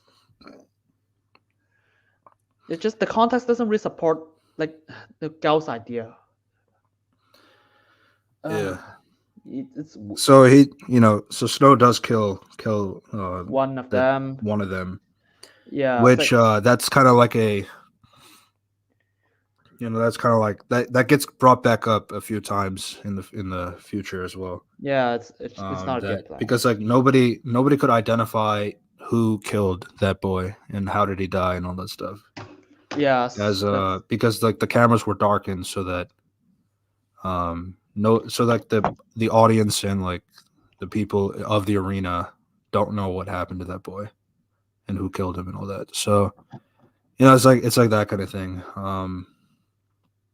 So yeah, that's okay. and like as I was mentioning before, like Snow and Sejanus's dynamic in the book is like different in comparison to the movie, Yeah, because like in this moment where he does say like, "You're my friend, I care about you," and all this stuff, the thing is like you can hear his thoughts like that this is still out of a gain for like, I got to do this because it'll make me look good, that kind of thing. So you have his narcissism still present. Because again, like the thing is, he doesn't really respect Sejanus as an equal. He's kind of like he's cool because like he's got a rich family and all that, but like yeah, he's still like a district boy at heart. So it's like, which he doesn't like. It's like again, their dynamic is different, but like yeah. it gets more clear in part 3. How much this Yeah. affects everything else. I mean, I don't know. It's like okay. So she runs. Okay, they eventually escape after he kills a person, and the evil girl basically. I don't know why is she evil. Given the context, she's not trained to kill. She's afraid. Basically, you just have to accept the They fact. always have this bully character that's like Yeah. super Bull. hyper, who's super hyper into the killing and all this stuff. It's like, and this time they don't even have the context to support it. It's like, they are not trained. I mean, the other Hunger Games will try to justify it because they're trained from birth to kill. It's like, okay, They kind of have to, yeah. yeah. It's like, and this is just, oh, I'm a random girl, got picked, and no, I just want to kill people. She said, "I will miss you, gorgeous. So I will kill your little songbird." It's like, shut up, you moron! You don't even want to be here in the first place. You don't have any reason to treat him when the other guys are pointing guns at you. You are so afraid beforehand. It's like, So I guess like, so it is weird because like again, this particular girl is like, she is like essentially your. I'm really into this bullshit, I guess. So I'm gonna maximize on that aspect so I can win and like yeah, and like she really hates. At first I don't know, like I thought it was Mayfair because like it's another redhead, but it's not Mayfair. It's a different person. Because like if it was Lucy's bully, then it's like this would make more sense to me, like why she has such a hate boner for Lucy Gray in particular. But like I guess to be fair, we also missed this too. Like Lucy does go on the Flickerman show and she sings a song, and a lot of people, like it affected a lot of people because like yeah, it's like a really good song. She sounds really good. It made some people cry when they heard it. And then Flickerman says the iconic line. I don't know about your odds, but I hope the odds are in your favor. That kind of. I yeah. think Flickerman in the future says that similar thing as well. I don't know about your odds, but I hope may the odds be in your favor or something like that. By the way, I forgot one thing. It's like, so the girl released So, the so person like that tied. Yeah. yeah. So just one thing before I forgot to mention. It's like, so the girl released the guy tied up after kill him. So mercy killing, tied up and just released him. It's like, okay, I like that. And then one of the persons sent drones and just like, here's water, and the fucking drone is a launching too. It's so funny because like Snow is like saying, it's like, dude, just like he's telling like the mentor of that person, like, just give the water, it's gonna like, because like apparently they're attacking Lucy. So she does exactly what he says, and that drone like hits her tribute and falls and kills herself. And then she gives like a disappointed look at Snow and walks away. It's like, you didn't have to listen to him. And Yeah, yeah, he obviously he did it to make sure that Lucy doesn't die. Which, yeah. yeah, Which is also exactly, it's like, why is there a floating system if the drone is just a launch kill anyone? the drones aren't high tech yet. Is the pro- Is it because because the drone is sending the snake is pretty high tech? Remember? yeah, Oh my god, it's so inconsistent mechanic. Just to but the bail drones up. are kind of like weapons, and then like Yes. obviously like Snow throws like 6 bottles of water with the drones, but like It's like, this is like when the 4 girls the 4 people are trying to attack Lucy from all sides, but then like Snow puts like six drones out, and it's like Snow, you can't be using that to attack. using that as a weapon. Is like, I'm just trying to give water. So stop. Yeah, it's like Yeah, yeah. Which is my question is, why the fuck will you function that in the first place? It's like, if you want people to root for them, just like sponsorship. It's like you basically give money to just kill people. yeah. So that's like another thing. Like one thing that does change moving forward is like the way like like you can have the fans be the ones to give the water or food to the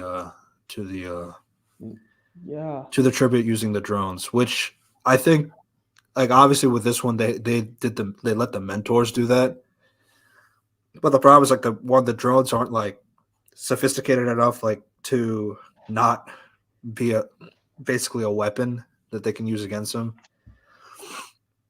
which is exactly what Snow kind of uses to his advantage, so like he can like save Lucy in that moment, which gets Lucy to scatter, runs away, and then like you know she's able to run away from the people that were attacking her. Oh, by the way, the guy with rubies. It's like, oh my god, the explanation is like just a throwaway line for you not think about. It's like, you see, because there's a bat inside the train he's transported in, so he's got bitten. was like, Yeah. why is there a bat inside a train? A capital train, in fact. It's not a ship train. And he got bitten, and Lucy never told him about it. It's like Lucy never tells Snow about this, even though he's like, "Hey, eat this. You need energy. You're hungry." It's like also tell him that I he think got she. bitten I by a think she bat. did. I think she did tell him because like Yeah, because he even says his rabies. Like he even identifies like because like he's like chasing her. yeah, Hit the 12 boy yeah, and like yeah, it's like his rabies is like he's gonna kill her or something like that. yeah. Which Just that is why he asked the girl to send water, and that she does that, and he falls off, and it's unironically funny because like yeah. It's so because constructed. it's pretty goofy and contrived, but it works just exactly how he wanted it to. And the guy didn't have rubies before the game. It's like he No, has he did have rabies. He just wasn't. It just wasn't that bad. In the moment. it. Yeah, it's like Um, and the guy was like, "No, come here." I was like, "Fuck her. Just say that I'm sick. Help me." Instead of just chasing her like a wild person, like a madman. to be, I guess, to be fair, like with rabies, it's like he, he lost his mind at that point Uh, because it's he got too infected, I guess. So I got that part. I guess the main thing is like why he wasn't treated to begin with.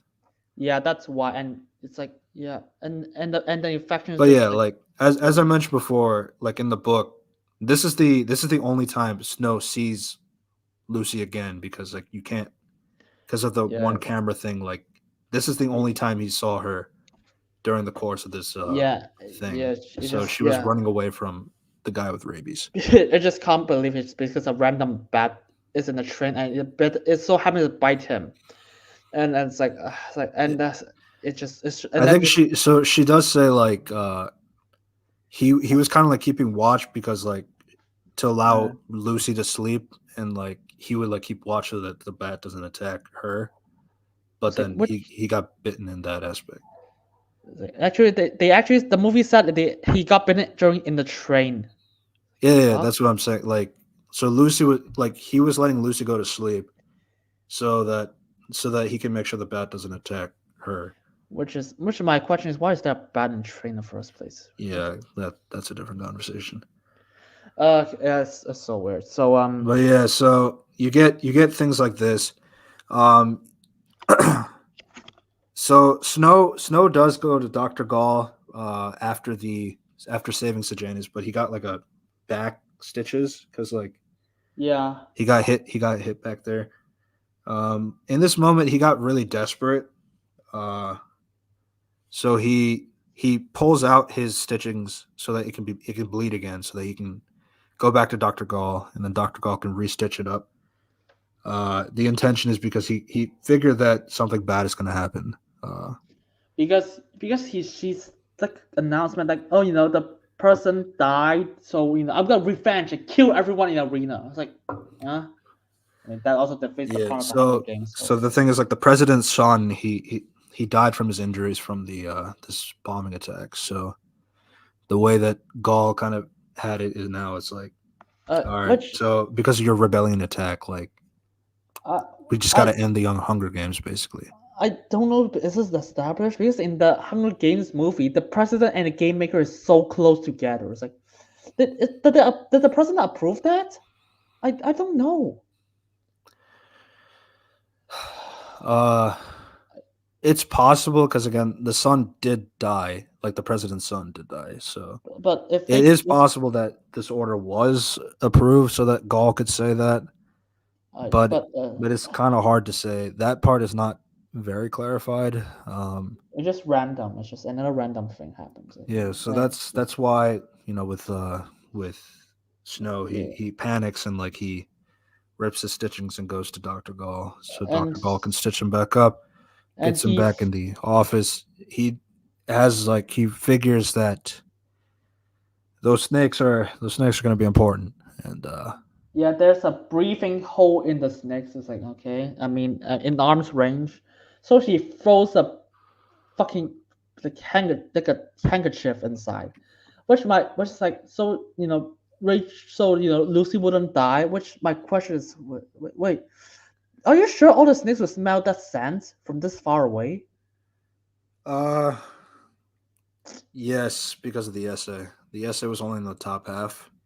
And but the top half and this handkerchief only like a side, just like, and there's like bottom, the middle, and the other side. It's like that's not all the snakes. Yeah, it's just contained within the tank. I mean, I guess that could be BS, but like Yeah, I it's like guess like from the logic of the essay tank scene, like it. I mean, so it kind of like transfers to the other, like I guess like in a way it kind of like goes with the other snakes, so that they kind of get a the general sense of what's in the tank that they need to not attack essentially. yeah, it's I don't know. So it's like you just have to convince me every single snake smell the scent, and there's like what? It's like a fucking It's like a ton of snakes already. Jesus. So yeah, So the So Snow figured that the snakes are going to be used, so uh, that's why he puts but the teary eyed Lucy uh, handkerchief into the and, thing so and that it can sense her once the snakes are taken into the arena. And during that, it's like, oh, actually, it's actually before that. Lucy throw rat poison to one of the bottles. Yes, yes. I was like, because they got distracted by a girl. Which my question is, and so she pours all the water bottle out. It's like, no, pick them out, just run away to the air fans, and instead of just pour it out, just like keep throw one of them, put one with rat poison, and just grab all of them, just run to the fans. That costs you way less time. Yeah. Well, the thing is, like, the redhead tribute. Apparently, all of them needed to focus their attention on her. Because like they were attacking on both sides, and then there was just two boys like standing on the ground. For some reason. Instead of just keeping eye of the water or just drink some water or something. Yeah. Because So Lucy. oh, by So the way, yeah, I would say like with Lucy. So yeah, like she should just grab the water and run. Also, by the way, yeah. the two people on the ground didn't hear the water being poured down. So, yeah, fuck off. Which I guess to be fair, they're meters away. Yeah, Pouring I out water guess. is not that loud. Yeah, But but like another thing for Snow in particular is like because again like because there was like one camera, they couldn't actually see Lucy pouring out the water and like putting the rat poison in. What what they do catch is like when the camera does focus on that girl who drinks the water and then Snow notices that she dies and like the blood is coming out of her nose. That's what makes him realize that oh Lucy poisoned the water in that moment. So the camera did not pick up Lucy doing that because like it was focusing on like the fighting of the like the redhead girl and the uh, four other tributes. this is another thing. It's like it's just like I like the idea and concept. It's like, but the execution is when the main bad guy in the arena was about to drink the water, some other guy they just brought some other guy there, and it's like, and she just stopped drinking the water. It's like, wow, the odds of that. Instead of like, I thought the guy would just like run away meters away or just hide at a better place. Ugh. Yeah. So Lucy gets away and into the ducks. That one girl drinks the rat poison water that kills her from that. And then I mean, eventually, uh, a guy just the redhead, the short haired tribute. Again, these the names are kind of don't matter. yeah. Um, I mean, I like so this. they find that from the air ducts. So she's trying to stab at the air ducts to get her out. At that point, like They throw snakes. Yeah. To be that's honest, when the snakes come in. Everybody's trying to run away, but the snakes are there's a lot of them. I mean, to be fair, I do like one moment. It's like the person just rip off the flag and just honor the death tribute, Yeah, and just scream at the camera. It's like, is that what you want? It's like, okay, I like this. Okay, yeah, this is that actually a was a good good moment. moment. Yeah, I was like, that's actually what they should be reacting to the fight. It's like, yeah, I'm not gonna fight. I'm gonna piss them off or something. Yeah. Then the So snakes drop. The snakes pretty much attack all the kids except for Lucy because so all of them yeah, die all of them just except for Lucy. Obviously the handkerchief worked. Um, and and and uh, so so here's my thing about that scene. I so she sings a song as the snakes are trying to come and kill her essentially, but oh I think the direction was not good here either for this song. Because like I think this song should have started with like a lullaby. Because like again, or like something like in a softer tone. Because like I think like the way she goes into a ballad like right away, it's like the confidence level is so high. Like you got to remember, like she just saw 6 kids get eaten alive by snakes. So yeah so it's like her the way the song is like is presenting is like it's too grand. It's too I think the better thing is to start slow, start with a lullaby, start with like a kind of like a lower tone, like obviously tear in the eye and all that kind of stuff. Like start like that. And then when she starts to realize that the snakes are not hurting her, they're not attacking her, then she can like crescendo into the ballad or something yeah like that. I think that's like a better way to basically to kind of indicate that one, she's getting her confidence back because she's not going to die from these snakes. They're not killing her. Um, I don't know. That's like for me. It's like I feel like that's like a directional issue. yeah. That's her third song. Fuck, we forgot to mention the song that she sings, because I did Snow I did got talk got about bombed. I Yes. did talk Yeah. about the one on the Fleckerman show. Yeah, that one. Just get more sponsors, which is fine. I don't mind. Uh, yeah. So the other people was like, hey, everyone died. She won. Let her out.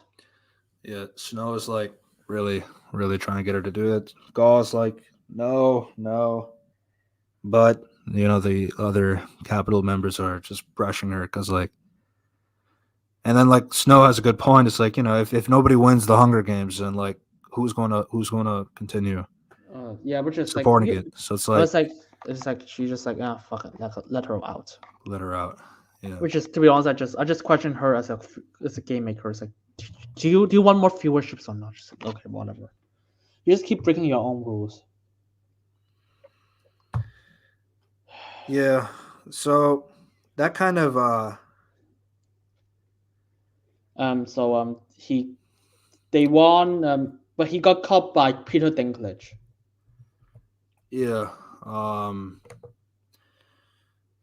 So yeah, Dean Highbottom shows that like yeah, Okay. Snow is caught like immediately for cheating, Which and is because the he punishment is to become a peacekeeper so fuck moving what forward.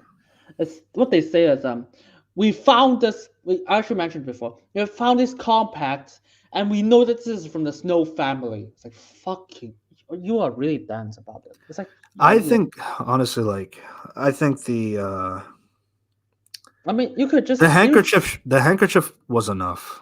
yeah, it's like, You should have let Lucy keep the compact on her, something like that. I mean, I guess, but the handkerchief was still enough evidence against him was it? Yeah. because like it's his mother's handkerchief and all that stuff, and it's like, and in the context of like, okay, couldn't he have used something else? To be fair, it's like he's wiping away somebody's tears. Like, why would he have a different handkerchief on in that moment?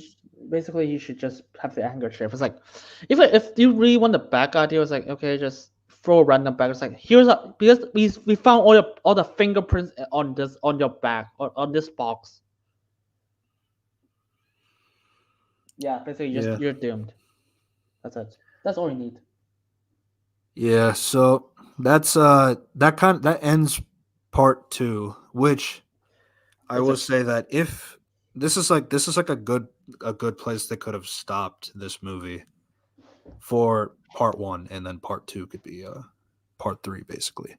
yeah. Because like I don't know, I feel like with this movie, like if they use the extra time that they had for part 3 to continue fleshing out the other characters, like especially since there's a lot of them in this, if they use that time to like properly flesh that things out, I feel like you could have, excuse me, that I feel Uh, like this could have been a solid film on its own, like part yeah. 1, part 2 of this story, flesh it out completely, maximize like what you need to do, and like you end it here, and I think there's a satisfying ending of like Lucy Gray wins, but Snow gets caught cheating and he has to get punished for it to become a Yeah. peacekeeper. I think there was a very good place in this part to end it here, so that the next film is basically peacekeeper Snow, the relationship of Snow and Lucy getting maximized, and then obviously the descent and the betrayal and all that other stuff. I feel like all of that being in a separate film would have benefited a lot. Oh, easily. Jeez, because it's so Again, rushed. like that's what I'm saying. Like for the like, because the book, as I mentioned before, the book has this problem too. That it is, yes, it's 500 pages, and yes, all 3 parts of of the book are pretty well adapted for the most part. Like in terms of the narrative, I think the big thing missing is either like the either some contexts that, you know, for Snow's character in particular, because again, a lot of Snow's ideologies are very narcissistic, but you have to like portray it in a way that it's not like overtly narcissistic. And obviously, he can't just say "I am evil" or that kind of thing. You know, obviously, you have to work around that. Um, but yeah, I feel like with this aspect though, you have enough material here that like, you know, obviously with you have a conflict, you have something that has to be done. You have the Hunger Game aspect already here, and you have the winner, and you have a consequence that sets up the next part pretty well. So I don't know. I feel like this is like, I think this is where you could have stopped part 1 of the movie and just make it, and then, you know, use that extra time that you do have, the extra 50 minutes you have for this movie, to just maximize everything else from the part 1 and part 2 that you weren't able to do, or you weren't able to, you know, you had to like obviously rush over because of the yeah. runtime overall. So that's basically it. It's like, okay, so what the fuck happens? It's like, okay, yeah, basically that's it. So now it's so rushed. So Snow asks, "What happened to Lucy?" I was like, she don't care about her. It's like, okay. That's like, I mean, I guess they don't want to give him answer to fuck with him, even though it's like, okay, it's Dean High Bottom. He doesn't like him. It's like, okay, sure. So so he's gonna send him to District 2. It's like, we'll get back to that because I really do not like this, but later. So so Snow bribed the guard to send him to District 12 instead. I was like, huh? Yeah. How? And my problem with this is like that added context of his father being killed by someone from District 12. Yeah, it's just It's like I would only understand that because of Lucy. Um, but I mean, obviously, you know, the whole like yeah, it's rushed the plot. it's bribed, and the bribe is accepted and all that stuff. There's I no like, which is there's weird no because consequences to the bribing, so you know, that kind of thing. yeah. Also, they mentioned that Snow's family needed the money. So how do you bribe the guard if you don't have much money? And how did Dean Highbottom then caught that you got sent to And then District 2? the problem is here too is like Sejanus is on the train as well. It's like, Out of all And districts, Sejanus says what because he's being punished as well for the for illegally going into the arena, yeah. um, Which like that. So and then his father, his rich father, is basically like, you know, I why don't we, you know, let my son and his friend just go to this district together. Because like something that they mentioned is like the dean was trying to, you know, suspend Snow from his education from going into university, but the father's like, you know, let's not do that, and the people agreed, so they agreed on a lesser term, so like they can go to a District 12, not be, you know, not have a heavy punishment for what happened in the Hunger Games. So I, that was kind of it's like, agreed on. I don't know. It's like, Obviously, so like in this is kind of like the coolest thing that Sejanus has done for Snow. So I mean, again, but I feel like with, and as I mentioned before, Snow and Sejanus's relationship it's, in yeah, the they're movie basically and the book are very different. So like with this is like the coolest thing yeah. uh that Sejanus ever did for him. By the way, because Snow basically bribed the guard, so it was like, wouldn't Sir Genius go to District 2 instead? Well, to be fair, like Sejanus like saw Snow's name on the well, they saw Snow's name is on for District 12. So uh, then yeah. his So father is able to arrange it so that that's where he can go as well. but no one caught the fact, but no one caught the name. I guess Dean didn't caught the name, or just no one reported to Dean that they caught the name.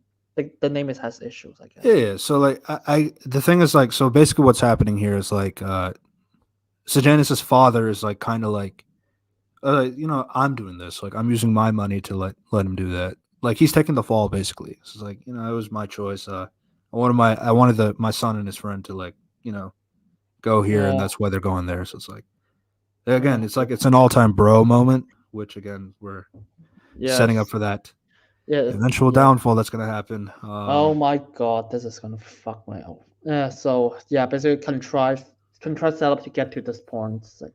So they go there and they met Burn Gorman. Yay! I mean, okay, I really like this guy. I really like the actor. It's like, but it's like, my god, does he got constantly got typecast as some evil generic evil guy, generic evil villain. I was like, no, no. Have you seen him in Torchwood? I mean, it's not a good show for. It's like, and it's not a good show for the most part. It's like but this is his best performance. Literally, just a good guy who just wants to struggle and just like talk. Especially the episode that which is actually really good called the day of the day in the dead, which he actually talks the person out of suicide. It's like I was like, yeah, he's so much better as a good guy. I'm sorry. It's like it's just like, oh my god, I just want him to play a good guy for once. Now, just this is personal gripes though. Yeah. Um. So you know, part three. This is like, as mentioned before, the title of this part is the Peacekeeper. Basically, his punishment, Snow's punishment for cheating in the Hunger Games, is to become a peacemaker for peacekeeper for 20 years in District 12. Now this isn't going to last long, and I Yeah. will kind So of explain. I will explain why that's a problem in the book as well later.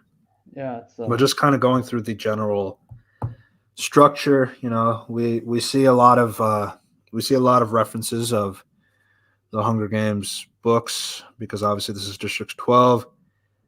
For example, the hanging tree itself, which is what is showing here in the image. You got things like the lake house, where Katniss's dad would show her when she was young. You got the hob where Lucy and the Covey are performing. Yeah, so you got things like that, little Easter eggs here and there. uh, You also got other stuff like, well, in the book they had a song that the Covey sing, "Deep in the Meadow," which is the song that Katniss sings when Rue is dying in the first book. They didn't do that in this movie, which I was surprised by. Um, Yeah. but yeah, I mean, basically, in this moment, Snow and Sejanus are kind of like going through this punishment together. Yeah. So Sejanus is Sejanus is really trying to help continue on them. with this district rebellion sort of Then thing, like as a district rebellion setup kind of thing. Snow just doesn't really give a shit. To be Yeah, honest, it's so weird because because Snow is still like pro capital, even despite all of this, which is fine, because obviously his yeah, values are still the same. Sejanus's values are still the same, but mm, Sejanus's values are going to get him killed, which is what Snow is really trying to get Sejanus to stop doing what he's doing. Otherwise, it's going to get him killed.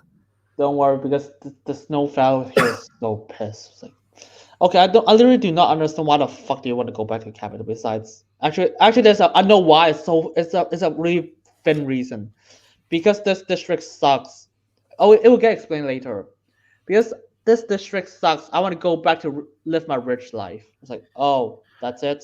Okay, Well, yeah. it's so thin. It's insane. Yeah. So this is basically the entire thing we got work with. He wants to live in a better place. Yeah. So Yeah. um, he met Lucy again in the He bar. sees Lucy again at the Covey. I Yeah. mean, at the Hob. She's performing there. There's a bit of nice moments here and there. There's a bar fight with Because his her ex boyfriend boyfriend Billy Tape. He's trying to get back with Lucy, but some reason I don't know. I don't but know why you try to get back to her. It's like yeah, well, she's and rich. And she has money now. Um, and she's famous because of the Hunger Games, I guess. But so I don't know why Mayfair is still with him though. That part I don't get. yeah. So But yeah, so they get in a fight. Cornelius like gives a few good punches into Billy and they just before the fight the. peacekeepers could come and I was like, yeah, I raise was like, Bruce. what the fuck are you fighting in front, punching the peacekeepers? It's like there are peacekeepers in the bar. Yeah, I guess they weren't in uniform to be fair. I don't know. It's like, it's so over top. It's like and then it's like, okay, that's it. This is it. It's like, they just talk about, I don't want to go back. I want to go back. I want to help them. It's like that's basically a conversation. Yeah. Um, And then you also get the after the scene, like you see Lucy is singing the Hanging Tree song. Jesus, that's the. Oh my god. Yeah, this is So another thing we this learned in the book that Lucy's the one who wrote the Hanging Tree song. in Mockingjay Part One, which is I'm gonna talk about it. In that scene, it's weird, but it's like, no, sing a song. It's like, okay, what song? Like, here's a Hanging Tree song. I was like, okay. Well, that's a weird song choice, but sure. I don't have any added context, which is actually weird. Another thing for Mockingjay Part One. It's like you have so much time to explain stuff. It's like they just didn't give a shit to explain like important plot points like this. Like, okay, why did she sing this song? It's like they literally never sang once reference. Oh, this is actually a rebellion song. It's like, So there's a few things about the song itself, which as we've mentioned before, it's like song analysis breakdowns and stuff like that. And one of the things about the Hanging Tree song in particular is that Katniss's dad used to sing her this song when she was little, and like that was just the song that came to her mind when she was singing in that scene. Which obviously it has its own extra layers of where the song came from, as nobody really knew. yeah, it's like, Which here in this movie we kind of get the idea that like with the Mockingjays and yeah. the Jabberjays, they To be honest, they couldn't they even kind of do. circulate the song to kind of continue this hymn Yeah. for for a long, long time. So that's why it becomes more popularized popularized Yeah, over the year, and like how more which people started to get familiar with the song. it's like they need a fucking prequel to explain this, to at least attempt to explain it. Even though it's like you just need a line, basically just have like what the fuck, what's that? Like Primrose basically just say, oh, basically you just need Primrose in the background say, this is the song my dad used to sing to her to remind us of to remind us to not trust the capital. It's like you just need to say that. Which I mean, to be fair, that's not really the idea either. It, it's The just the song itself is just, well, one is like it's just a song that like Katniss like recalled, yes, which I guess like in that context is like it's just in the random. movie it's like what then just sing Deep in the Meadow, um, instead of this one. Yeah, I was like, I That's just like, which I guess like to be fair, like some of it is off vibes. Like it's just like that's the song I remember right now yeah, it's in like that kind of aspect. that's like Um, it's like they just need a throwaway line. It's not even that. It's not even that hard to. It's like that's all I think about in Mockingjay. It's like this is a simple fix, and you split the book into two, and you didn't give time to explain stuff like this. But yeah. that has nothing to do with this movie. That is just Well, Mockingjay I filling have its problems time. with this movie because like one, she starts writing the song on its own Yeah, before the actual hanging happens, and that's my problem. yeah, because Um, she's not in the hanging ceremony. so Uh, yeah, so there is a hanging that happens, and then like that's like, and so from two, here it's like it's coming from secondhand knowledge, like the what inspires the Hanging Tree song essentially. But yeah, it's like she wasn't in that moment, so it's kind of like, well, I guess like somebody could tell you, and then like you just kind of write a song based on that. But like I feel like in the book, like when they had Lucy there, like to witness it herself, it's like I feel like it makes and more sense as to why and the Hanging Tree song starts to this be created in that aspect. and this is the only time Lucy sings a song. I'm sorry, in universe at least. Yeah, she wrote it. Yeah, it's like, but they only have her sing it once right here in this movie. This song is technically never broadcast while in the district. Yeah, no, well, in the final confrontation in the Uh, forest, like the Mockingjays are repeating the song. yeah, it was weird. It's like, I mean, Which okay, The Mockingjay's kind of like take this so, yeah, just further out. So like as they fly away and all that. yeah, basically just imagine the song. That yeah, I was like, what? It's like this is so it's such an easy fix. Just have Lucy sing the song out loud instead of like the many songs she sang afterwards. Okay. Okay. So I feel like we both have different interpretations of that. So like, because like as I was saying, like this is in the book as well. Like writing the song, and it is privatized, I guess. Yes, as you said. But like in this moment, this song is like being written well, and also from the context of like it was like uh, I'm writing a song based on this thing that I saw the from the Hanging Tree. So that's the first part, and then like in the final moments of Snow versus Lucy, which we'll get to, Lucy does sing the song again in that moment, and then you hear the Mockingjays are whistling the song as well, which I'll go more in depth as to that part when we get to that scene, but like she does Yeah, sing it again, uh, like in that scene. I Um, don't know. It's like it's so confusing. I literally thought just like Snow got poisoned and just got illusion that he thought he heard the song. See that? I mean, yeah, I guess like we'll have that conversation when we Yeah, get to that scene. it's the direction is so Um, weird. yeah, So so they and basically you got yeah, this stuff happening, and uh, Snow and yeah, that's basically and it's like and then and you Snow got and like Lucy hang out. Yeah, this one. yeah, this is basically the parts where like Snow and This Lucy is this they're is becoming okay. they're becoming serious. this is the only part they explain what happened in the entire third section. I was like, fuck. Okay, and the explanation, this is what Lucy said. Why would you want to go away from this place? It looks nice.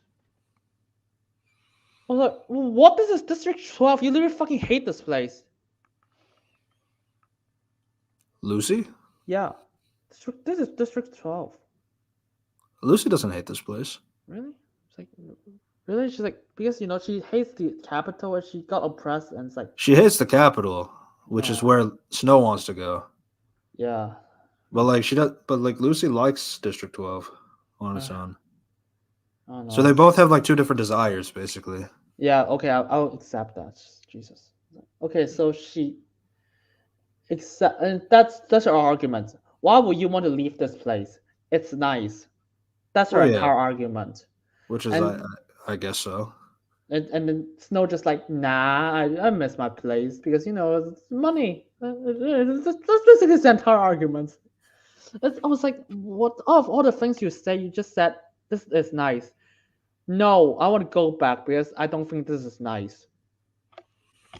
Fucking hell. I was like, there's so much history you could talk about. It's like, you could talk about like, I don't know, why won't you want to try to help us fight for the capital? And he was just like, it's like, I don't know, I just don't want to risk myself and my family there, and my families are back home there. They don't have money and they need my help. I was like, you can just say that instead of this entire conversation. I don't know. This is nice. I don't think this is nice. Yeah, I mean, it is. So okay, I think some of it isn't really fair because Snow and Lucy aren't really delving into that kind of politics to begin with. Like they're not.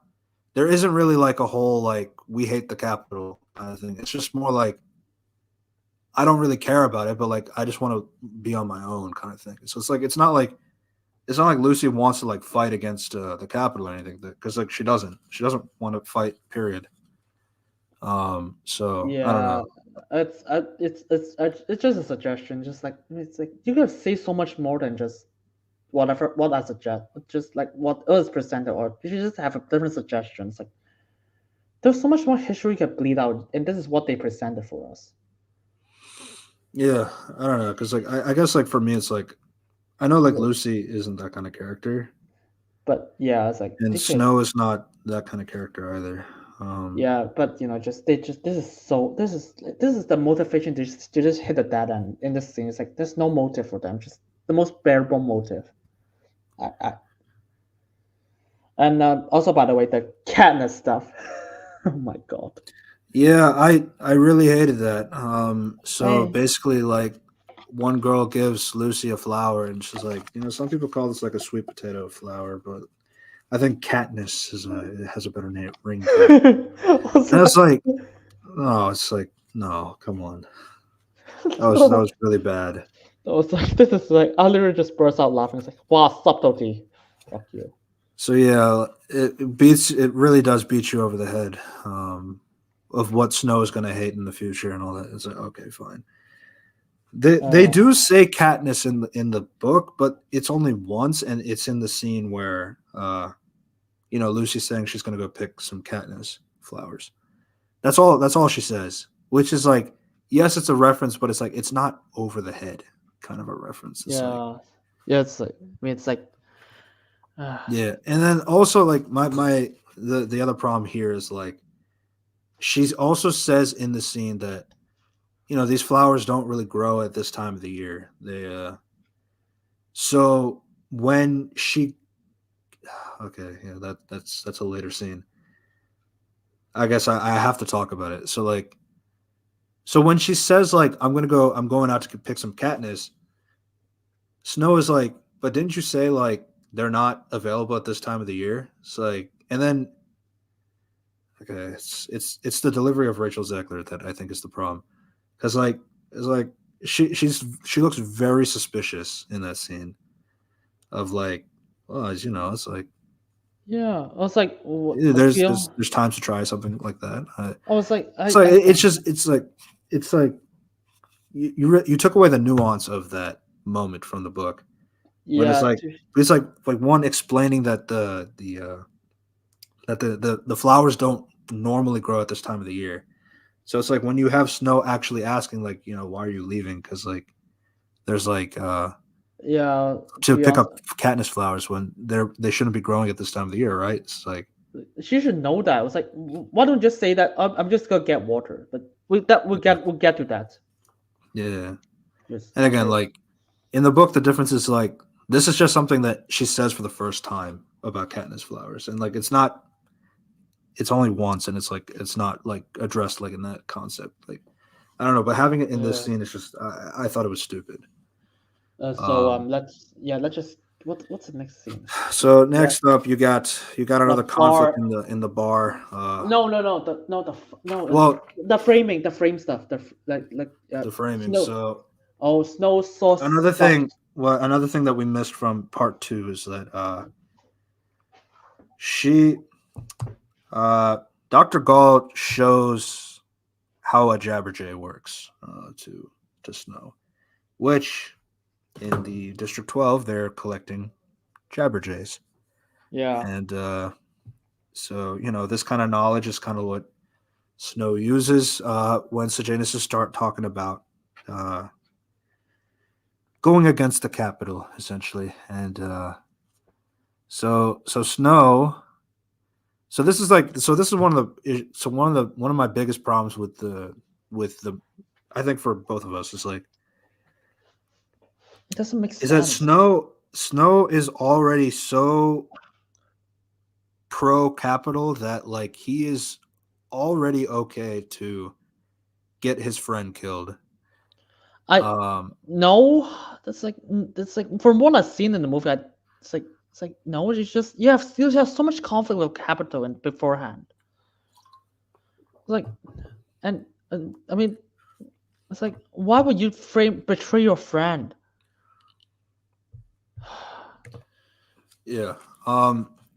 So a few things. So like again, this is like where a lot of the inner monologues of Snow and Sejanus and like that relationship not being present is really it really affects like this Okay. aspect in the movie because it's just not the same. So the biggest example I'd say is like I think the one thing you could do to fix it is like instead of having him like say like because as I mentioned before, Sejanus is not viewed very nicely to Snow because Snow finds him just like any other district boy, but he's just rich now because of the benefits of the Dark Days rebellion and all that.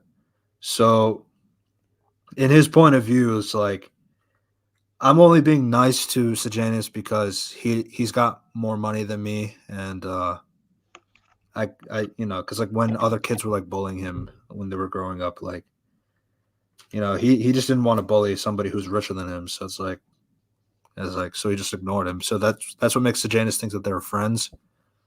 Um, obviously, this whole moment with the train is kind of like your is like with how his father was like trying to make Snow have a better punishment so that he doesn't have to suffer as much as his original punishment was supposed to be. Yeah, it's like So yeah, yeah. it's like that's like for Snow, like that was like the coolest thing that Sejanus did in for him in that aspect. So it's like something different is happening here. Um and in this regards, like for the movie, it's like you don't have that kind of conflict with Snow and Sejanus because you can't have the conflict be that Snow is telling Sejanus that he sucks because he can't do that. Um, Uh, so it's like so it's like you can't really. So that's one of the problems. So it's like one of the things you could do is like maybe it's like you have like Sejanus and Snow like be cool with each other, but then like maybe if Sejanus turns around and then Snow gives like a smug face in retaliation, but then like when he turns back, he smiles again. Something like that. Hi, do you cut out? Hi.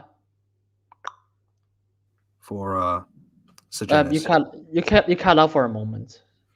Oh yeah. So I think like with Sejanus is like, like if he puts on a face for Sejanus, Snow does that, and like like maybe Sejanus turns around and then it's like puts like a frown face, but then when Sejanus turns back, he's smiling again. So something like that. I feel like it's a simple way of like showing that he doesn't actually like Sejanus. It's just like I'm putting on a face to show that I tolerate you in a sense. Yes. I think like that kind of thing could like at least like highlight that like they're not really best friends, which is kind of important to establish that because this My moment where he's lord. about to get Sejanus killed, because like he's recording the Jabberjays, like like getting him to talk about the treason that he's trying to do. Yeah. Uh, And yeah, yeah, so it's like so that's kind of the problem. The movie doesn't really give me enough indication as to why or any Snow really. would feel that way to the point Because where he is trying to get his friend killed.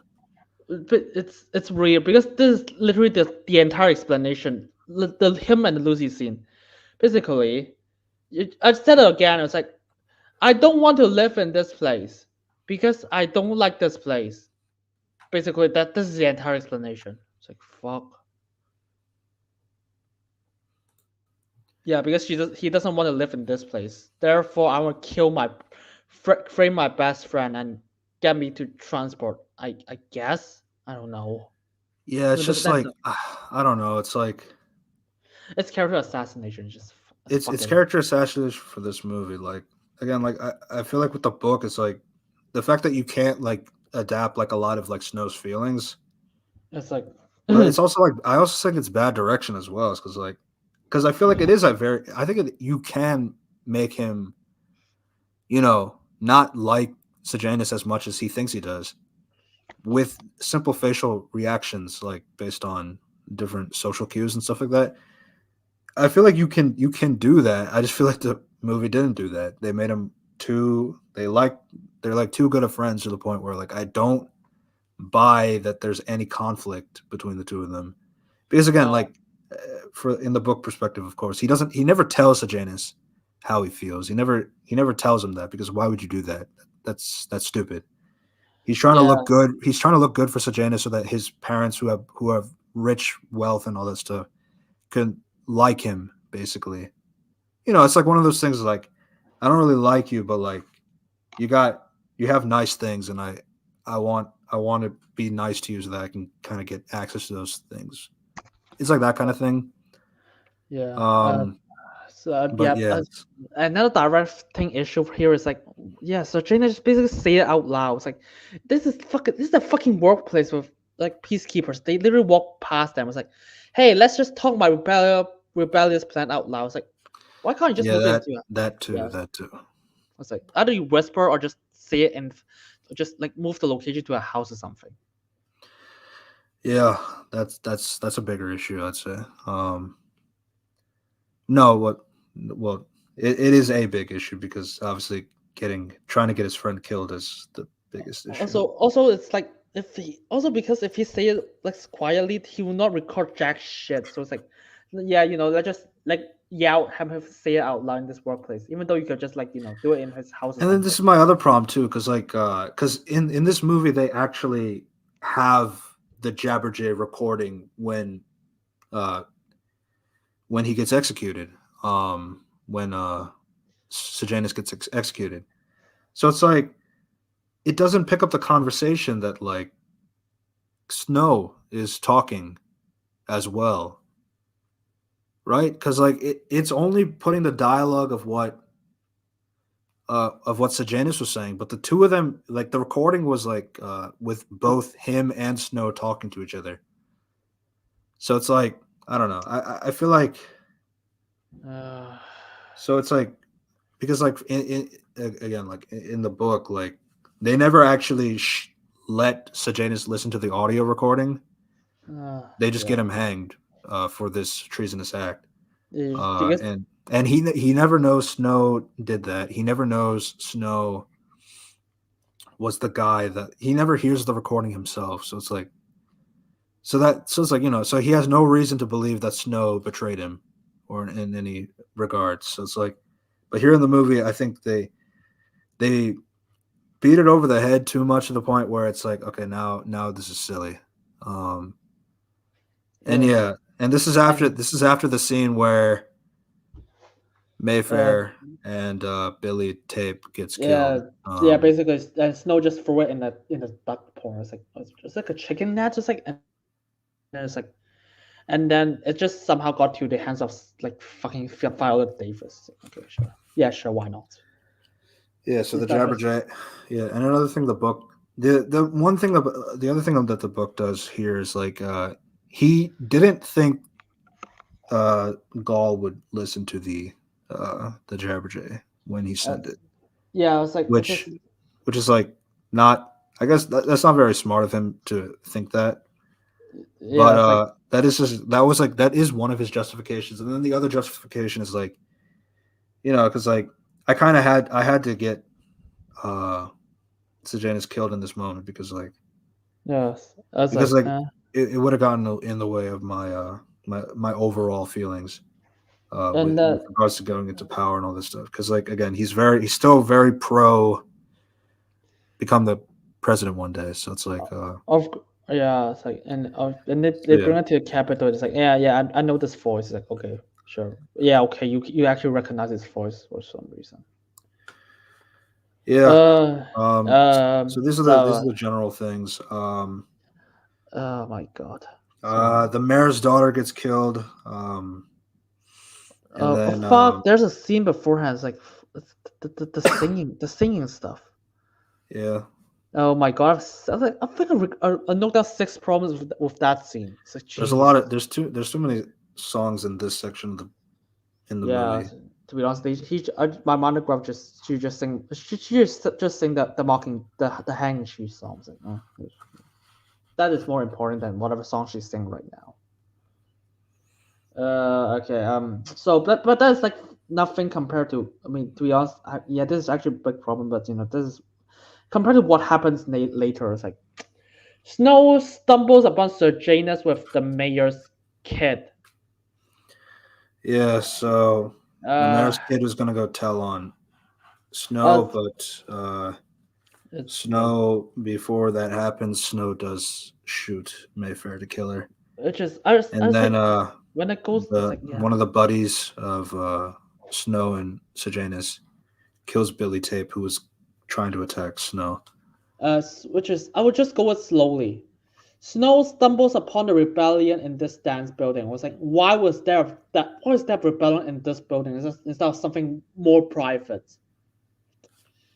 And it's like, why is he what? And the moment is like fucking the mayor's kid instead of like some other people, which is like making him even worse because the mayor's kids should have more money to just get you to something more private. And afterwards, like Lucy walks in. Yeah. It's like, wow, oh, it's just lucky. Why does she walk in when she's performing of everyone? And it's like, and she's just, she sees his wife, his ex, and the cheater. And the ex suddenly wants to report her because I walk upon this, even though it's like, even though it's clear that she's just like, oh, what the fuck happened? What the fuck is happening here? I was like, what are you reporting to? Just report to the. It's like, the peacekeepers are right next to you. You're not gonna report jack shit. They could just easily shut you up. Well, the idea is she was gonna tell her mayor father. It's just like, okay. It's so petty. It's like okay, because I assume that you're still with him, even though she's clearly not. I'm gonna throw away my chance of freedom and just tell them out. I guess it's absolutely insane. And it's like, and then Snow just shoot her. I was like, motherfucker, you didn't even try to restrain her, or just lie to her, because this she's because like because you can easily just say, wait, what the fuck? She just stumbled upon here. Why are you making that assumption? It's like nah, just shoot him. Just shoot her immediately. Wow. Well, because like she said, she was going to tell the mayor. It's like yeah. That's his motivation to kill her.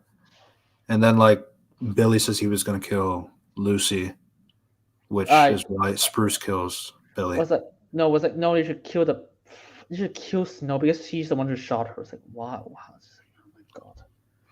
This entire scene is a disaster. It's like my it's like they're just trying to speed run everything. Yeah. And again, this stuff is in the book. It's just like um obviously they needed a conflict that would get Lucy and Snow out of there. Like to be on the run basically. So But like I think this is obviously like the most rushed part. I would say this is the most rushed part of the entire book is this shootout basically. yeah. Which I don't think I mean like I think you could work with this. I think one of the issues obviously it's too fast for what's going on in this scene. Yeah, I was like, I'll literally have to pause and not pause, I'll literally just take a breath and just like, what the fuck? Like every sentence is it's just confusing me. But yeah, so Lucy and Snow they try to get out after Sejanus's death and all that stuff. Yeah, so they eventually do get out and also the Hang Tree song is playing as a montage. It's like okay, what sure, I prefer just sing it out loud. But sure. Yeah, so they end up in the forest.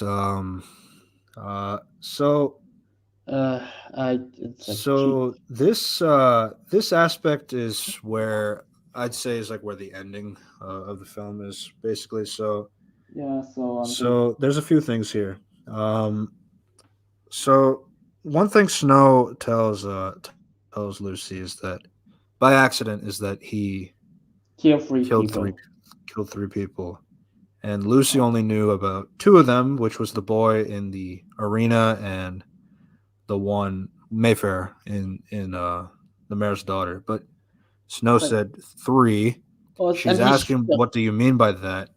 And then Snow says that that third person was me. I killed myself when I left to come here. It's like I was like, why? It's very corny. But okay. But it's like, why would you use that? I was like, okay, I have a better excuse. It's called, I killed the girl who tries to take my credit in the snake tank. That's how I know that. That's how I know that the sense is gonna save you.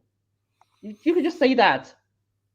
They didn't provide explanation in the movie, and they're just like, I killed myself. Yeah, because obviously in the book that they can't do that because she's not dead. But yeah. In this movie, he could just say that. It's like, yeah, technically, you did kill three people. It's like, I mean, in the point of view, you didn't stop her. Yeah.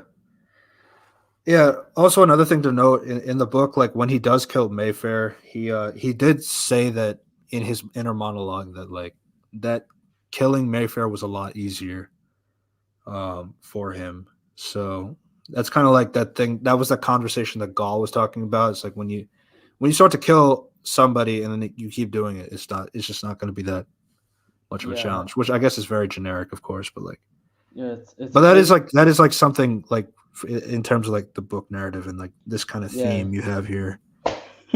Gall's manipulation of Snow is working. Yeah, which to be honest, if there's manipulation, he's so pissed at it. It's like, you could say something better.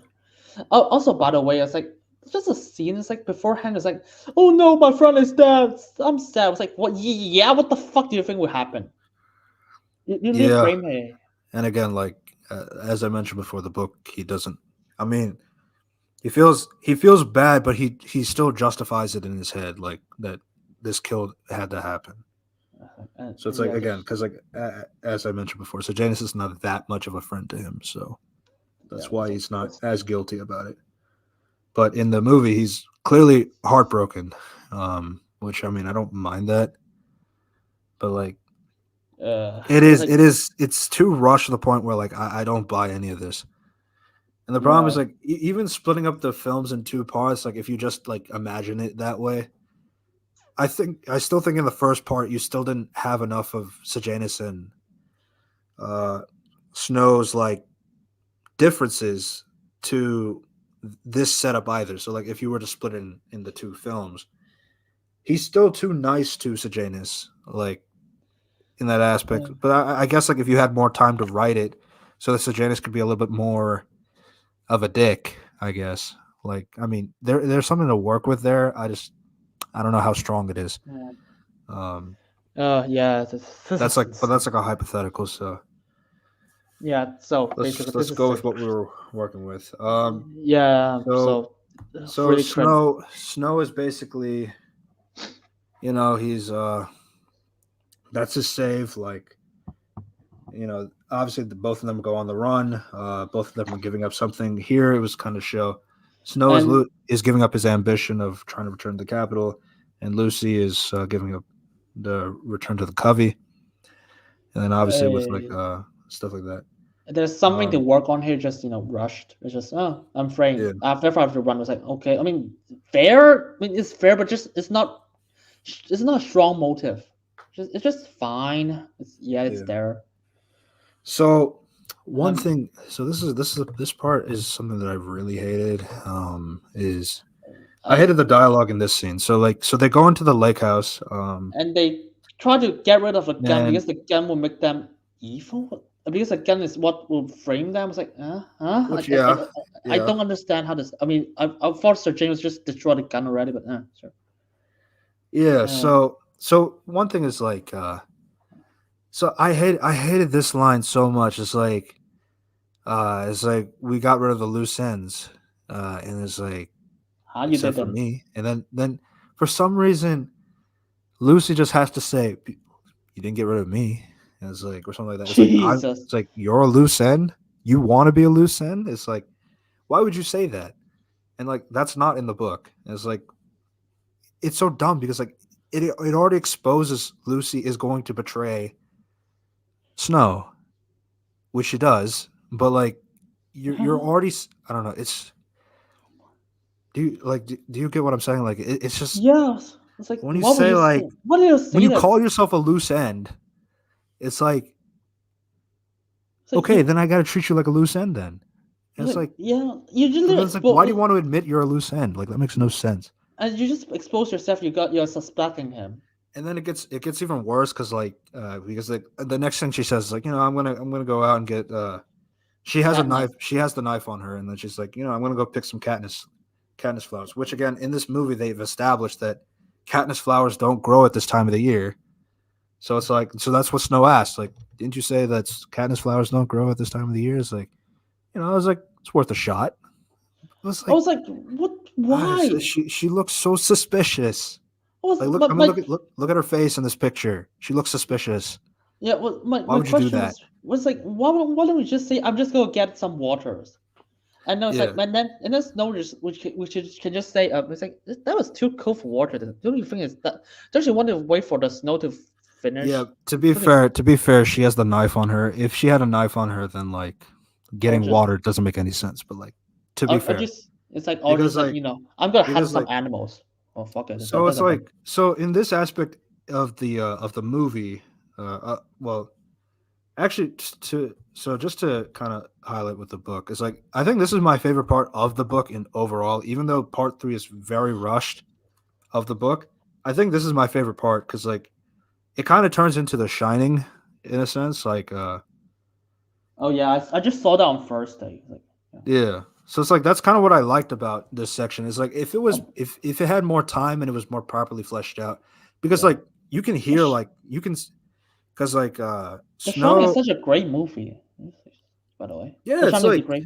Yeah. yeah. It's like I feel like with Snow, it's like there's so much going on here that like when they so Snow's like mind is like racing a lot because like he's one like he wasn't really sure about this life anyways, like going on the run, being with Lucy, but like he could get framed. he's probably still not. I mean, he's still trying to go back to the capital and all that stuff. So it's like you have all these things here that's happening, and Snow, while trying to get rid of the guns, is like thinking like, he thinks that he can go back one day, and then because Lucy loved him, uh, because of Lucy's love for him and all this stuff. So like Yeah, you have things here that is like Snow is trying to use to justify his actions and stuff like that. But then it's like then he comes to the realization that like, well, she's been gone for a while, yeah, it's and it's like weird. then this starts to kick in for the paranoia, Yeah, which and again, for what I liked about this part in the book is like you're hearing Snow's thoughts in his head, and it's like he's kind of like he's going through a lot of emotions right now because like he's worried he's going to get caught, he's going to get framed, and he's also trying to figure out how he can get out of this in a political sense, and he's trying to think about how he could get out with this with in the sense of Lucy's relationship. So that's kind of the stuff that's like coming in his head. Then he notices his mother's scarf that he gave to Lucy earlier. It's on the ground, and when he goes to pick it up, a snake bites him, and so and then that's like one of the biggest like the biggest moment here is like, did Lucy plant the snake there, or was the snake always there and he just happened to get it? But anyways, in that moment, like he has the gun on her, so it's like he's gotten to a point mentally that like he feels like Lucy's a danger to him, and to be honest with you, there's so much to say. It's like, yeah, yeah, it's like to be honest, this entire thing is already flimsy logic. It's like, yeah, we get rid of, we just gonna save ourselves. Like, fuck off, you're not gonna. There's so much evidence in that crime scene. It's like there should be a lot more witness, because because there should be like people witness. You have a fucking party, people can tell where do you go or some shit. It's like this is actually flimsy logic already. It's like, and then to just in make it even more flimsy. in the book, like they're in a separate shed, so it's like it's not in the same location, but for some reason they put the shed right next to the canteen, the hob. So Yeah, I it's don't like know also why gunshots. that's what Yeah, they did. I was like, there should be more fingerprints all over the fucking place already. Jesus. Yeah, so again, like he's using so like with Snow, he's thinking like she has a knife on her, so she's thinking like maybe she figured it out. Maybe she figured out that I killed Sejanus or something like that. So it's like you can really see his paranoia is starting to come to the better of him. Obviously, he just got bit by a snake. Yeah, So and he's losing it right now. And it's like weird. He says, "It's like, why did you do this to me? I did everything for you." Okay. yeah. I mean, it's like it's so cringy. It's like Jesus. Yeah, and obviously with the book it has it has his inner thoughts obviously here.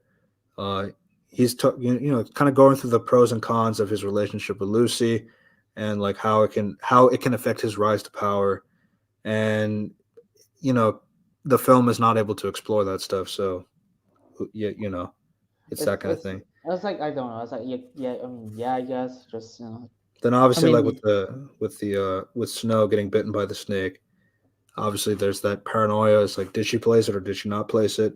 And if she did, she's probably more powerful than she thinks. And obviously, like he's using that justification as well. It's like she killed somebody in the Hunger Games, so it's like she's gotten that taste for blood. It's like that kind of thing. So it's like again, like Snow is like freaking out right now because he can't find her. yeah, and in he the can't movie, find it's her. like in the movie, it's like I don't know. It's like it's a poor And direction. Just the movie has more indication as to why he should be freaking out, justifiably, because they have Lucy literally call herself a loose end. So that was fuck I me. hate that so much. Yeah, it's like I did everything for you. Oh no! It's like, yeah, okay, Yeah. fuck off. It's just And so then cringe. Yeah, and then yeah, Lucy was like, I don't know. It's like I don't know. It's a poor direction or just like piss writing. no, this one Because is bad writing because it's additional lines for Lucy to really yeah, expose that she's going to betray him. yeah, But it's like the book does a better job not doing that because all Lucy says in the book is like, "I'm just gonna go pick some Katniss flowers. I'll be Yeah. back." She doesn't Yeah. come back in a while, And but then like, it's not. But Snow is not suspicious at this point because he has no reason to right now. yeah. But then here she's calling herself a loose end. She's picking up flowers, which he's already told Snow that, yeah, these flowers don't grow at this time of the year, but I'm still gonna go try and find them anyways. Yeah, you don't Uh, look suspicious at all now. Yeah, so I really hate that. so Um, he runs out to find her, it's like with a machine gun. It's like, yeah. and then So he just sees the scarf, and sees a scarf, he gets picks it up. hit by the snake. So in the book, the My, poison is affecting his senses, but in the I movie, was like, that's not the case. it was my first thing. I was like, wait, do you have any knowledge of poison? He's like, just immediately just grab the scarf and just wrap it around, just hide it on your arm. Like, fucking, I can know that. Yeah, It's like, that yeah, was my other thing in the movie. His senses are not affected by the poison, yeah, but it's like this. in the book they are. Yeah, I was like, it's just like, So wait, it's like so the first, when he's shooting, when he's randomly shooting in that scene, because they do have that where he's shooting the skies for the Mockingjays. He can't really see what he's shooting at because like he's like desperate at this point yeah, because the poison is affecting his brain and like all that stuff. So like, yeah, it's like, and this he's is, still thinking like 100 miles an hour yeah, this because is, of this is, how scared he is. Like he's like even scared to the point where like Lucy might be like baiting him out here so that she can go back to the shed, get the other gun, and shoot him with that. And this, it's like it's even like that kind of logic for him. Or like she they, has a knife on him. She could stab him at any moment while like that's what I'm saying. This was like a very tense part of the book, and I feel like the movie did not really capture discuss that. that. It's not just, it's just fucking nonsense. Like, Jesus, like, Yeah. okay, oh no, I got bitten by a snake. I was like, okay, fuck it, immediately tie your arm with the scarf.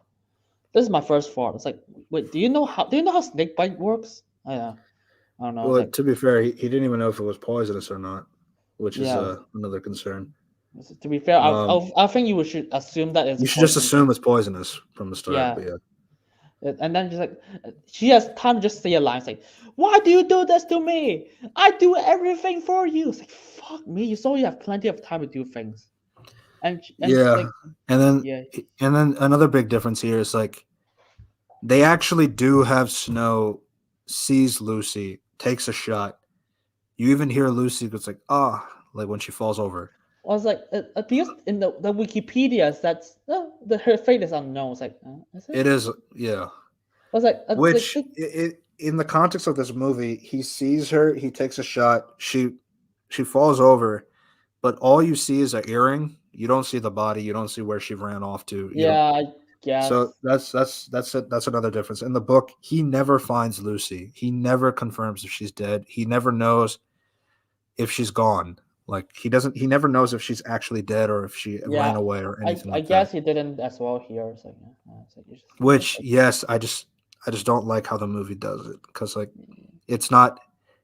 It leaves the things too ambiguous to like not as ambiguous as the book did. So, but my only comment on that is like because like again like she starts singing the song again, the Hanging Tree song, and then the Jabberjays, the Mockingjays are singing the song with her. And then obviously like this is annoying to Snow, and he starts shooting the Mockingjays. And at this point, again in the book, the poison is affecting his brain. He has no idea if he's hitting Lucy at all. He's just hoping and praying that one of the bullets hits Lucy. So he's like shooting up in the air. Again, he never confirms if he did it. But then like it got to a point where the poison is just too much that like, all right, I just got to go back. I got to get rid of the guns, and then I got to just get out of here. Yes, it's weird. So yeah, I don't know. It's like this scene is like they cut to black and they're just like, oh, I healed myself. It's like, huh? Yeah. Okay. It's just like, and it's like I'll get rid of all of my evidence. It's like, yeah, sure? like, and again, like I think this is like this is my favorite part of the book. Even though this part of the book is like very rushed, I think like this shining level intensity of Snow versus Lucy. I think this would be very gripping if it was better written. Yeah, so it's fuck. It's like Jesus. What the? And then What is the? obviously, Yeah. like one thing I liked about Suzanne Collins' writing in this scene in particular.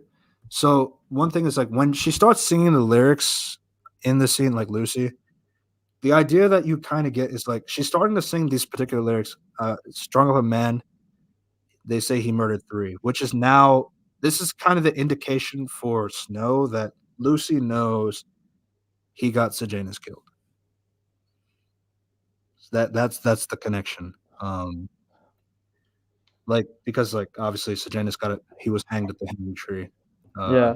they say he murdered three, which Snow just revealed to Lucy that he murdered three. So she connected that dot that yeah you got Sejanus killed. Yeah. Yeah. That's your third kill. So it's like that's what again like but in the book it's like that's kind of like more subtle in there, but like in the movie it's like it's too it didn't capture that in my opinion. So that's kind of my Yeah. By the way, there's yeah. So cut to back. They got back. I don't fucking know how did he got back. I just like yeah. I just clear all the crimes. I guess. Fuck you. yeah And shoot by the way, yeah, it's like, yeah it's like what? Oh yeah, there's a scene that's like Burn Gorman just like, hey, here's an offer. Go to District 2. You immediately go back to the capital immediately. It's like, huh? Wait, what? That's the fucking point of why the fuck would Peter Dinklage send you to District 2 for 20 years? yeah. So the thing is like so we revealed that Gaul never actually wanted Snow there for 20 years. This was all a test for her, and this aspect even in the book and the movie itself Oh is my god. incredibly rushed. Incredibly rushed. And she's just evil now. It's like fuck it, I don't know. He It's gets like, sent yeah. back to the capital. Gaul asks again, "What are the Hunger Games for?" I'm gonna read But the fucking I sentence. I think before that, just to like kind of set up that connection. So Gaul basically was saying that like she never intended Snow to be out as a peacekeeper for long. She kind of wanted him to kind of go through one the experience and two like the general like it's a kind of like a way for him to like kind of like open his eyes on reality before coming back. That's kind Uh of what she's saying in both mediums as to yeah. why Snow's punishment is not actually 20 years. So it's I kind of like it which was is all a test, and that's kind of like I think that's like the weakest part. yeah, it's like okay, why the fuck did you just send him to District 12? Like the fucking district he hated. It says District 2. It's like, huh? You sure that's more effective? Okay. Yeah.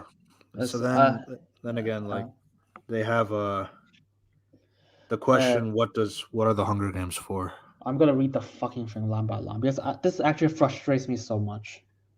My most this sounds good, but when we actually think about it, it's absolutely insane.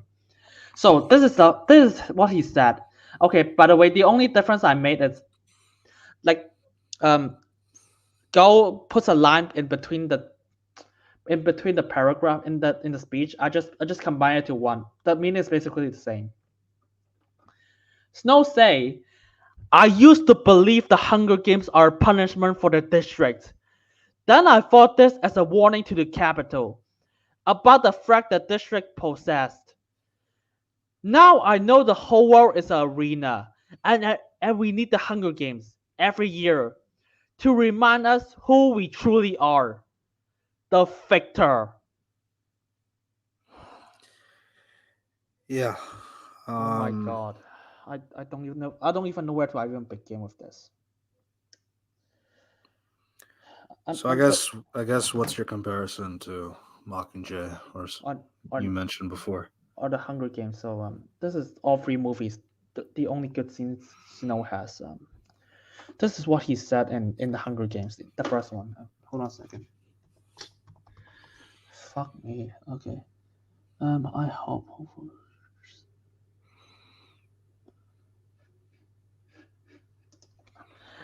I mean, why do we have a winner? I mean, if we just want to intimidate the districts, why not round up 24 at random and execute them at once? Would be a lot faster. It's hope. It is the only thing stronger than fear. A little hope is effective. A lot of hope is dangerous. Spark is fine as long as it's contained. Yeah. Um, He this is a so he gives a different answer in the book. But I guess like kind of just go through what's all wrong with the movie explanation that he there's says. three speeches. There's three speeches in the franchise. I will just go through all of them. This one, this one he didn't even say. He didn't even say it to the fucking game maker in the first movie. He basically just say, "I just want to contain hope." He didn't say we are the victor, blah. So just say I just want to contain them. So there's like even the amount of hope because they are killing each other. It's like will make them frustrated. This is the answer he gave. He just want to contain hope. This is, and this is already a contradiction. The second speech he gave is in the Hunger Games, the Mockingjay Part One, but the conversation with Katniss. He didn't answer what the Hunger Games is, but this is what he values. Okay, hold on a second. Oh my god, where is it? Okay, because I said it once before, I'm gonna say it again. Where do I even begin? Yeah, just say something about it. Hold on a second, just need more time to find it.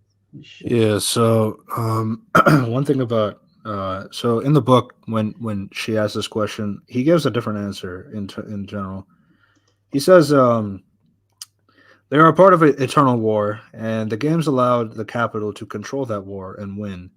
He adds that the games remind everyone who they are, creatures who need the capital to survive.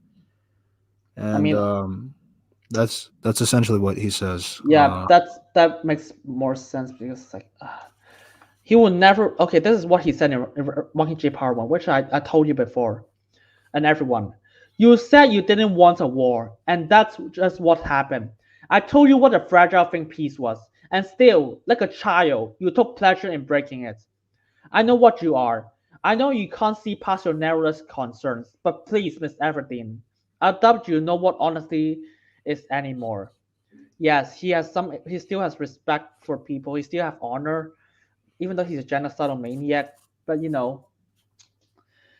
he still wants rules. But when push comes to shove, he's gonna fuck you over. And he still thinks of a bigger picture. He didn't refer himself as the victor. Jesus, he just like because you did something to us, I'm gonna do it back to you. Because you are frightened us. You disrespected the order. yeah. So And Mockingjay so Part Two. Fuck me. I'm just go through the last speech. Basically the speech like before Candace gonna kill him. I don't know. It's like where is the last one? You can just talk about it. I'm gonna find it. so another thing about the ballad book is that there's actually more context to the conversation. So something he said. So something that Gall is kind of like saying that the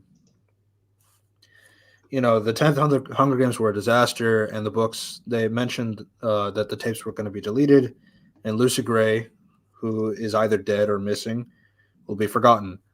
Gall also says that Lucky Flickerman will stay. Snow's idea about letting the people bet on the games and making it mandatory for district citizens to watch, make it more engaging to have by giving food to the winning district and also provides a house for the winning tribute and their family. So these things are going to be implemented moving forward to help make the Hunger Games more entertaining moving forward. So that sort of dialogue that connects the two books, like the prequel and the original trilogy, is not mentioned in this conversation. So that's just one thing I wanted to say about that. Yeah, so this is what he said in Mockingjay Part 2.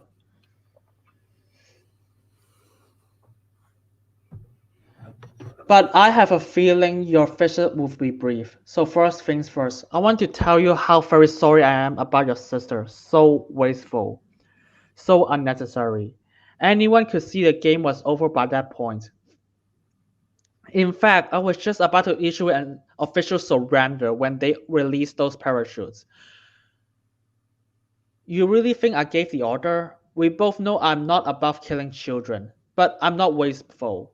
I take life for specific reasons, and there was no reason for me to destroy a pen full of capital children. None at all. I must concede it was a masterful move on Coin's part. The idea I was bombing our own helpless children to hold back the rebels, it turned my loss of my guard against me.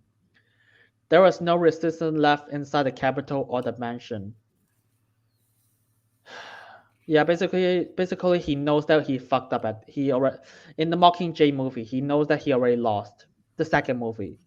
Yeah. It's like, and it's like he doesn't. He just like, oh fuck it. I'm just gonna put all my resources to the capital and unleash all the trust because we have to defend them now. At this point, it's like he never just gave a speech. It's like, oh fuck you. I'm still winning. He just did everything to just contain power. So, and he knows when he lost. He knows he kills for specific reasons. He doesn't like he just doesn't kill it for ego or some stuff. So basically, okay, because even the franchise, I don't think even the sequels got it right. Snow is not a person that is not very egotistic. Yes, he feels himself higher than the districts. Yes, he thinks the capital is above them. But he also thinks for like the capital itself. He thinks for the position. And if and he but and he thinks that he is above them, but he will never refer himself as the victor. Yeah. He's not he doesn't have that much of an ego. Yeah, it's like this is the part that it sounds like it could be correct. But if you really go through the movie, it's like this is absolutely a misunderstanding of who is Snow. I was like So yeah. So we get a bit more as well in this section. Snow gets benefits from the Plinth family as they didn't know that Snow got their son killed. The books also made it clear that Sejanus never even knew that Snow got him killed. He doesn't have remorse for Sejanus' death and how his parents would buy his apartment, and then how they would also put his name in their will for their fortune after their deaths. So you have a few things happening here. So now Snow has his wealth moving forward. You also have a final moment with Dean Highbottom, which in this scene we kind of learned that a drunk Highbottom made the start of the Hunger Games, but it was meant to be an experiment, because they were having a general discussion on how they could maybe punish the people, but like he never really intended it to be a game. But Snow's dad gave this idea to Gaul without his permission, and she liked it and made it a punishment for the districts for the Dark Days. And the book makes it very clear that this is why Highbottom hates Snow, because he never forgave his dad for submitting his ideas. And when he thought the games were going to end after this 10th year, Snow comes in and he makes ideas that are so popular that will, continue this legacy for many decades. which I yeah. So yeah, I don't know what to say. It's like so in they try to frame that Highborn is fucking petty against him. It's like, I did that because for fun. It was like, all I can think of is, wow, you actually take a great step and just tell him the truth. You actually trust him now instead of just like, fuck you, kid. Yeah, to be fair, he did try to terminate his his ability to go to university again, Yeah, which but obviously Gaul was not going to allow that to happen anyways. But the Plith family did like pay it off so that that would not happen anyways. But but he still tried, so that's kind of a dick move in yeah, his but opinion. yes, I don't know. It's like, and this is just like, okay. So even that, this is actually a really big step for High Bottom. Just say it out loud. It's like, yeah, and then just, do you know what happens next? You know, just say what happens next. Yeah, so High Bottom takes one of the Morphling vials and just drinks it because he's been drinking that for 10 years because of the whole Hunger Games and the situation, all that stuff. So he's kind of addicted to it. But yeah, this he picks up one of Lucy Gray's tactics and uses rat poison to kill High Bottom. And obviously, this would be what would be his go-to move when it comes to assassinations in the future.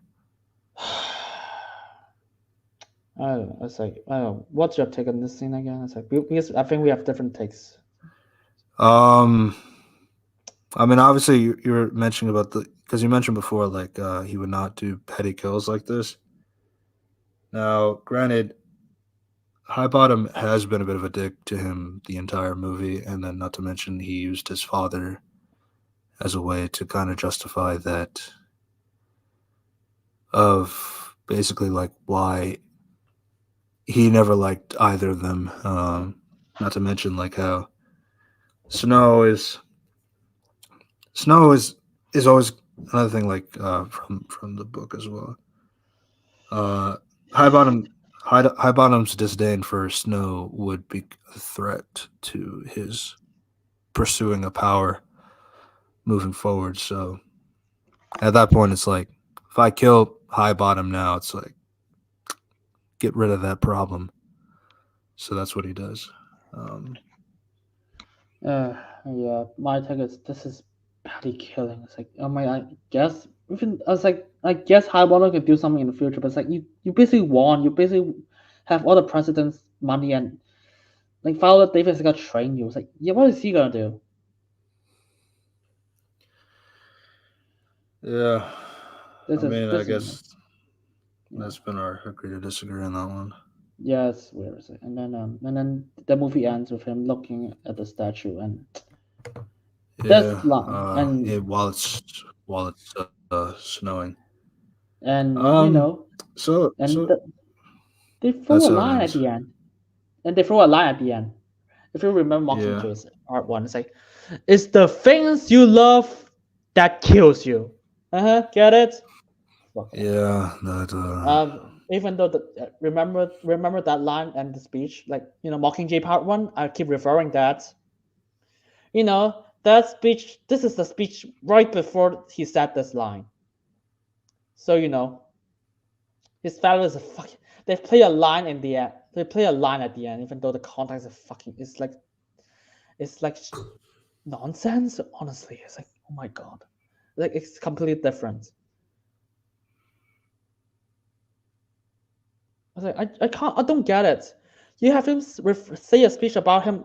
I'm the victor. We are the victor, and then it's like, and the line beforehand is a speech about why he's not, and he still has some like values the capitals, like value people. As long as you just don't give us trouble, we're fine. It's like, yeah. Like, I don't know, just for me it's just this is manipulative. yeah. Just kind of to wrap up thoughts. There's one more thing that in terms of the ending that they don't do. Oh yeah, yeah. So well, one like in the end he does marry Olivia Cardew, but specifically not because he doesn't love her, and he does that because like he saw how weak love made it for Lucy. Yeah, He would not find that distracting again. So that's just something that sure. the movie was missing. But that's pretty much that's pretty much it for the movie. Oh, fuck! Oh yeah, Tigress. Fuck, we forgot about her. Jesus. I didn't forget. It's just there's nothing there really. And It's just she just she said, just says that he looks like his father. and if you go by Hunger Games, Mockingjay Part 2, it's like, oh, I'm gonna betray. It's like we just kind of said, I'm gonna kill him. It's like, yeah, sure, go for it. It's like, oh, I was like, oh, wow, dude, this movie that really doesn't justify that. Just a Yeah, stardom. and Mockingjay misses the additional things, which is ironic because it's a two-part movie. Yeah, the Um, attention is just spectacle.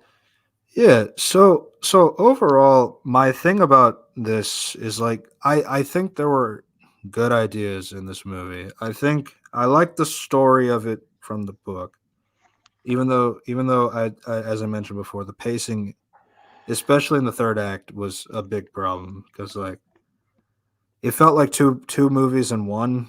Uh, that, but then also like, especially since like how it very neatly wraps up in the end, especially like the whole peacemaker thing, peacekeeper thing, and like how it pretty much gets swept under the rug. He becomes Gaul's apprentice, and as if nothing happened. And yeah, that's just really stupid. My favorite part of the book is the shining scene between the two of them. But the problem is like I feel like in the movie they weren't able to capture that intensity or anything like that because he sounds goofy saying lines like I was trying I did everything for you. So yeah. I mean overall I liked Sergenis and Casca High Bottom in a way. I mean they both are kind of like good parallels for Snow. And obviously like in the aspect like, Sergenis's death is coming from his hatred of the system, which is right. He should hate the system, but it's the Yeah, system that would get him killed. Casca Highbottom has every right to hate Snow, and he didn't really like the games either. But like it was the very thing that caused his death. Like Snow, who would take over as the control as the gamekeeper, and then like basically run it on and on for many decades later. Then obviously the rushed ending, like Snow's family. So like Snow's family is now got the money and they're rich now, even though they were poor for like the first section of the book. So I don't know that was rushed as well. Um, I'm just kind of speed running through because yeah, I get you it. know it's been a long stream. Well, yeah, it's longer than we intended, but it's like, oh my god, Yeah. they just have grabbed so many references. Uh, Yeah, obviously, so like obviously, Gray and Gall played a big part into shaping Snow into who he's going to become. Uh, so but yeah, like, so but I will say, like, obviously, like Snow. So again, like I think the problem with movie Snow is that Snow doesn't really he feels like a good person for a yeah, majority of it. Then he does something stupid. silly, Yeah, and then it's like, and then he kind of goes unhinged, and now he's evil. I don't know. It's like, I feel like the book made sure that he has good things that happen, but like he's always doing it for like a political gain or like for like a manipulation kind of thing. So he's not like purely good in the book, and then he obviously descends more and more, especially when Dr. Gall brings that out of him and kind of guides him to the dark path that he'll become. So yeah, and obviously like Lucy Gray's that thing that's like trying to make him better than who he intends to be, but eventually that doesn't go in the way that she hoped. So yeah, yeah, uh, Lucy Gray's entire like so my biggest disappointment with Lucy Gray in general is like I feel like she didn't really. So the thing is like they put so many songs in this section that like she's just the song girl, and then like she's not really a character. And for me, like Lucy Gray was my favorite character in the book, so it's like that's disappointing. Yeah, it's like Um, this movie is like so many things. like she's just not a character if you compare her to Katniss, especially. Yeah, I guess. Um, It's weird because Candace wasn't even much of a character in Catching Fire, Mockingjay Part One, and Mockingjay Part Two. yeah. So, so what do you got to do? Yeah. Um, Yeah. I still think this film should have been split in half. I think I think it was a bad idea to not consider that idea. I mean, I know they said they thought about it, but like really, They, I mean, they, but like it's just a weird lesson to learn from Mockingjay, which really did not need to be two parts. yeah, just like Um, you can just look at it. It's like okay, here's the difference. yeah, and again, I still feel like this movie and plot of the book has enough material that you can split it in half and you can really make two movies out of this. So I don't know, like, Yeah. and then obviously a miniseries could also work as well. Yeah, Um, that's my idea. It's like, yeah. So I have my thoughts. yeah, and then like obviously like the last final points is like, with the whole Hunger Games being a disaster, um, but like Snow's ideas and tactics that we will start to see in the original series with like how it becomes more glamorized, it becomes more uh, popular to the point where you kind of forget that morality of like these are kids killing kids. So Yeah. yeah, so it's like you can see the steps. You can see the steps of where this franchise is going, but I feel like it's I feel like it's not very strong by the end of the products, basically. It's yeah. All It's right. like yeah. So your thoughts? It's like to be honest, when I come here, it's like okay, if you see my video, it's like okay, I'm actually interested because they actually try to tackle new ideas. Like okay, finally they present something morally great. I mean, to be honest, this is quite disappointing. It's like because the game itself is just the most straightforward shit ever. It's like okay, yeah, I'm evil. Fuck you, for no reason now. And it's weird because I legit thought Snow might be good for once. And when I complete the movie, I was like, Snow is ruined the most in this movie compared to any other movies combined. It's absolutely insane for me. It's like you can't get his value right. You can't get his brain cells right. You can't get his what he wants right. Just it's and what he needs. It's like, oh my god. And Lucy was like Lucy's so bizarre as a character that it's like it's like she's inconsistent. And at the end she's just so bland, inconsistent, just I don't know, it's just a thing for Snow to just sim for and just huh.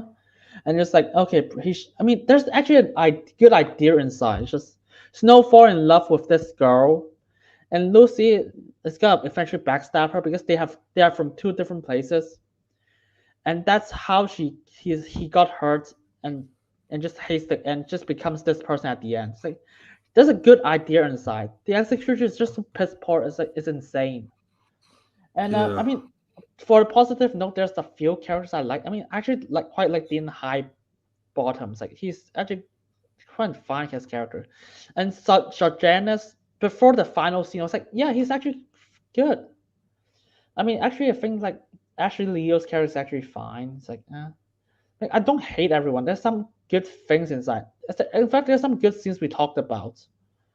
yeah, It's like there's some moments like there's you can see potential in this movie. It's like they just didn't utilize it. It's like I mean, I think Viola Davis is just playing. I mean, Viola Davis' character is supposed to shape his point of view, and all I can think of is, she's just stupid.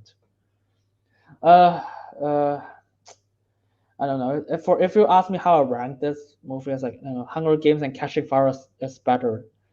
I don't know. It's like the range of. I mean, okay, it's not as bad as Mockingjay Part Two because that movie literally has no good characters, and yeah, they ruin all the good ones. But so it's like on the level of Mockingjay Part One. It's like yeah, Gal and Colin is actually good in that movie. Just everything else is fucking stupid.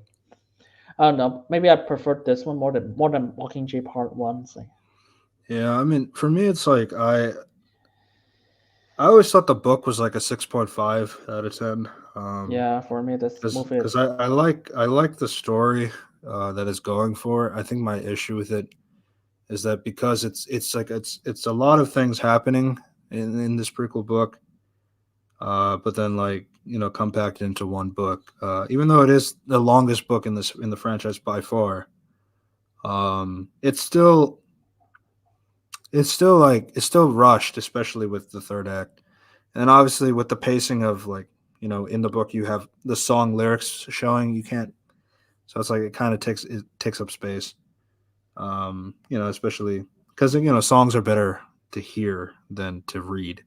yeah, So it's like no, I yeah, think and then like and then the Hunger Games, of course, like the annoying part is like it is one camera, so most of it you can't see the games because Snow is not in the game, so you can't. So it's not like Katniss in the games when she was in there.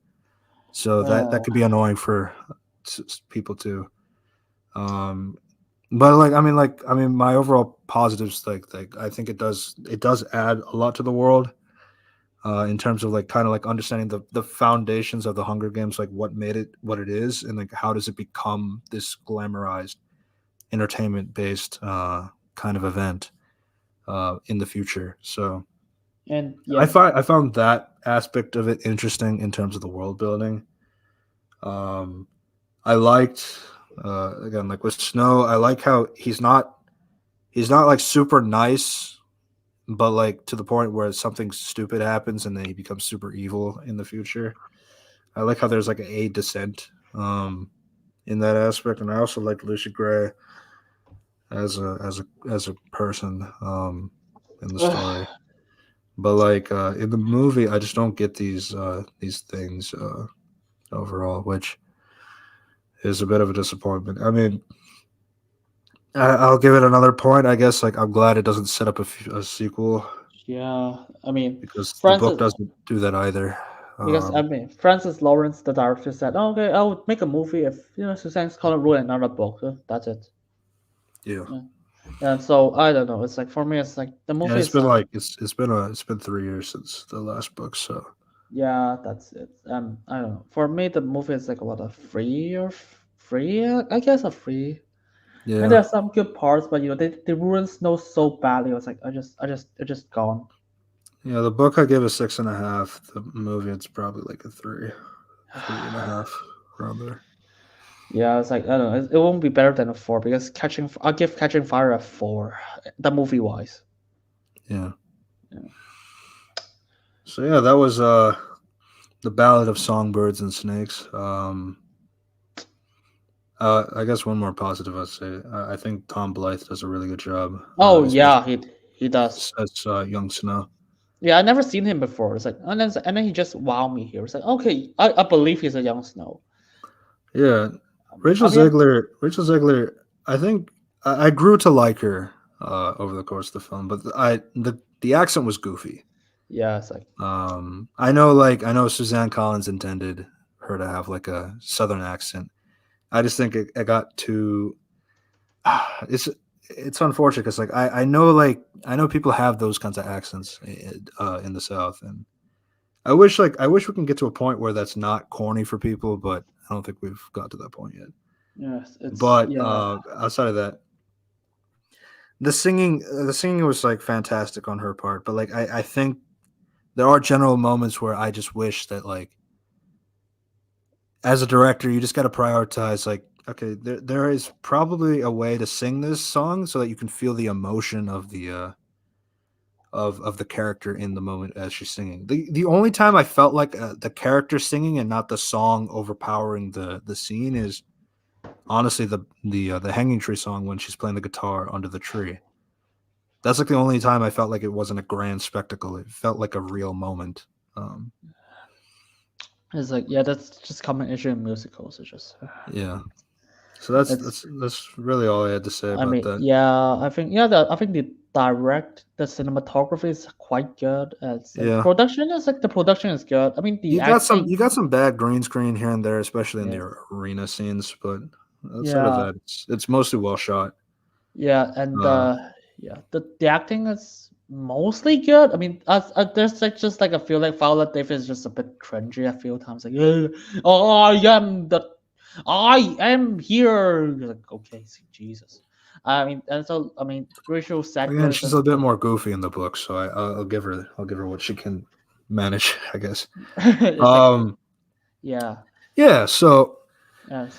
and To be honest, obviously, we're not I'm, here to talk about I mean, the the one thing controversies I'll of say, yeah, Rachel one, Zegler, but yeah. To be honest, the one thing I'll say is like the whoever got class as like President's Note did the best job in the movies. Like no, Donald Sutherland. Donald Sutherland actually did a lot of heavy lifting for the character in the franchise. Like, he's literally the best actor for those movies, and Tom Blades actually did the best job here. yeah, yeah, yeah. I really liked Tom Blythe.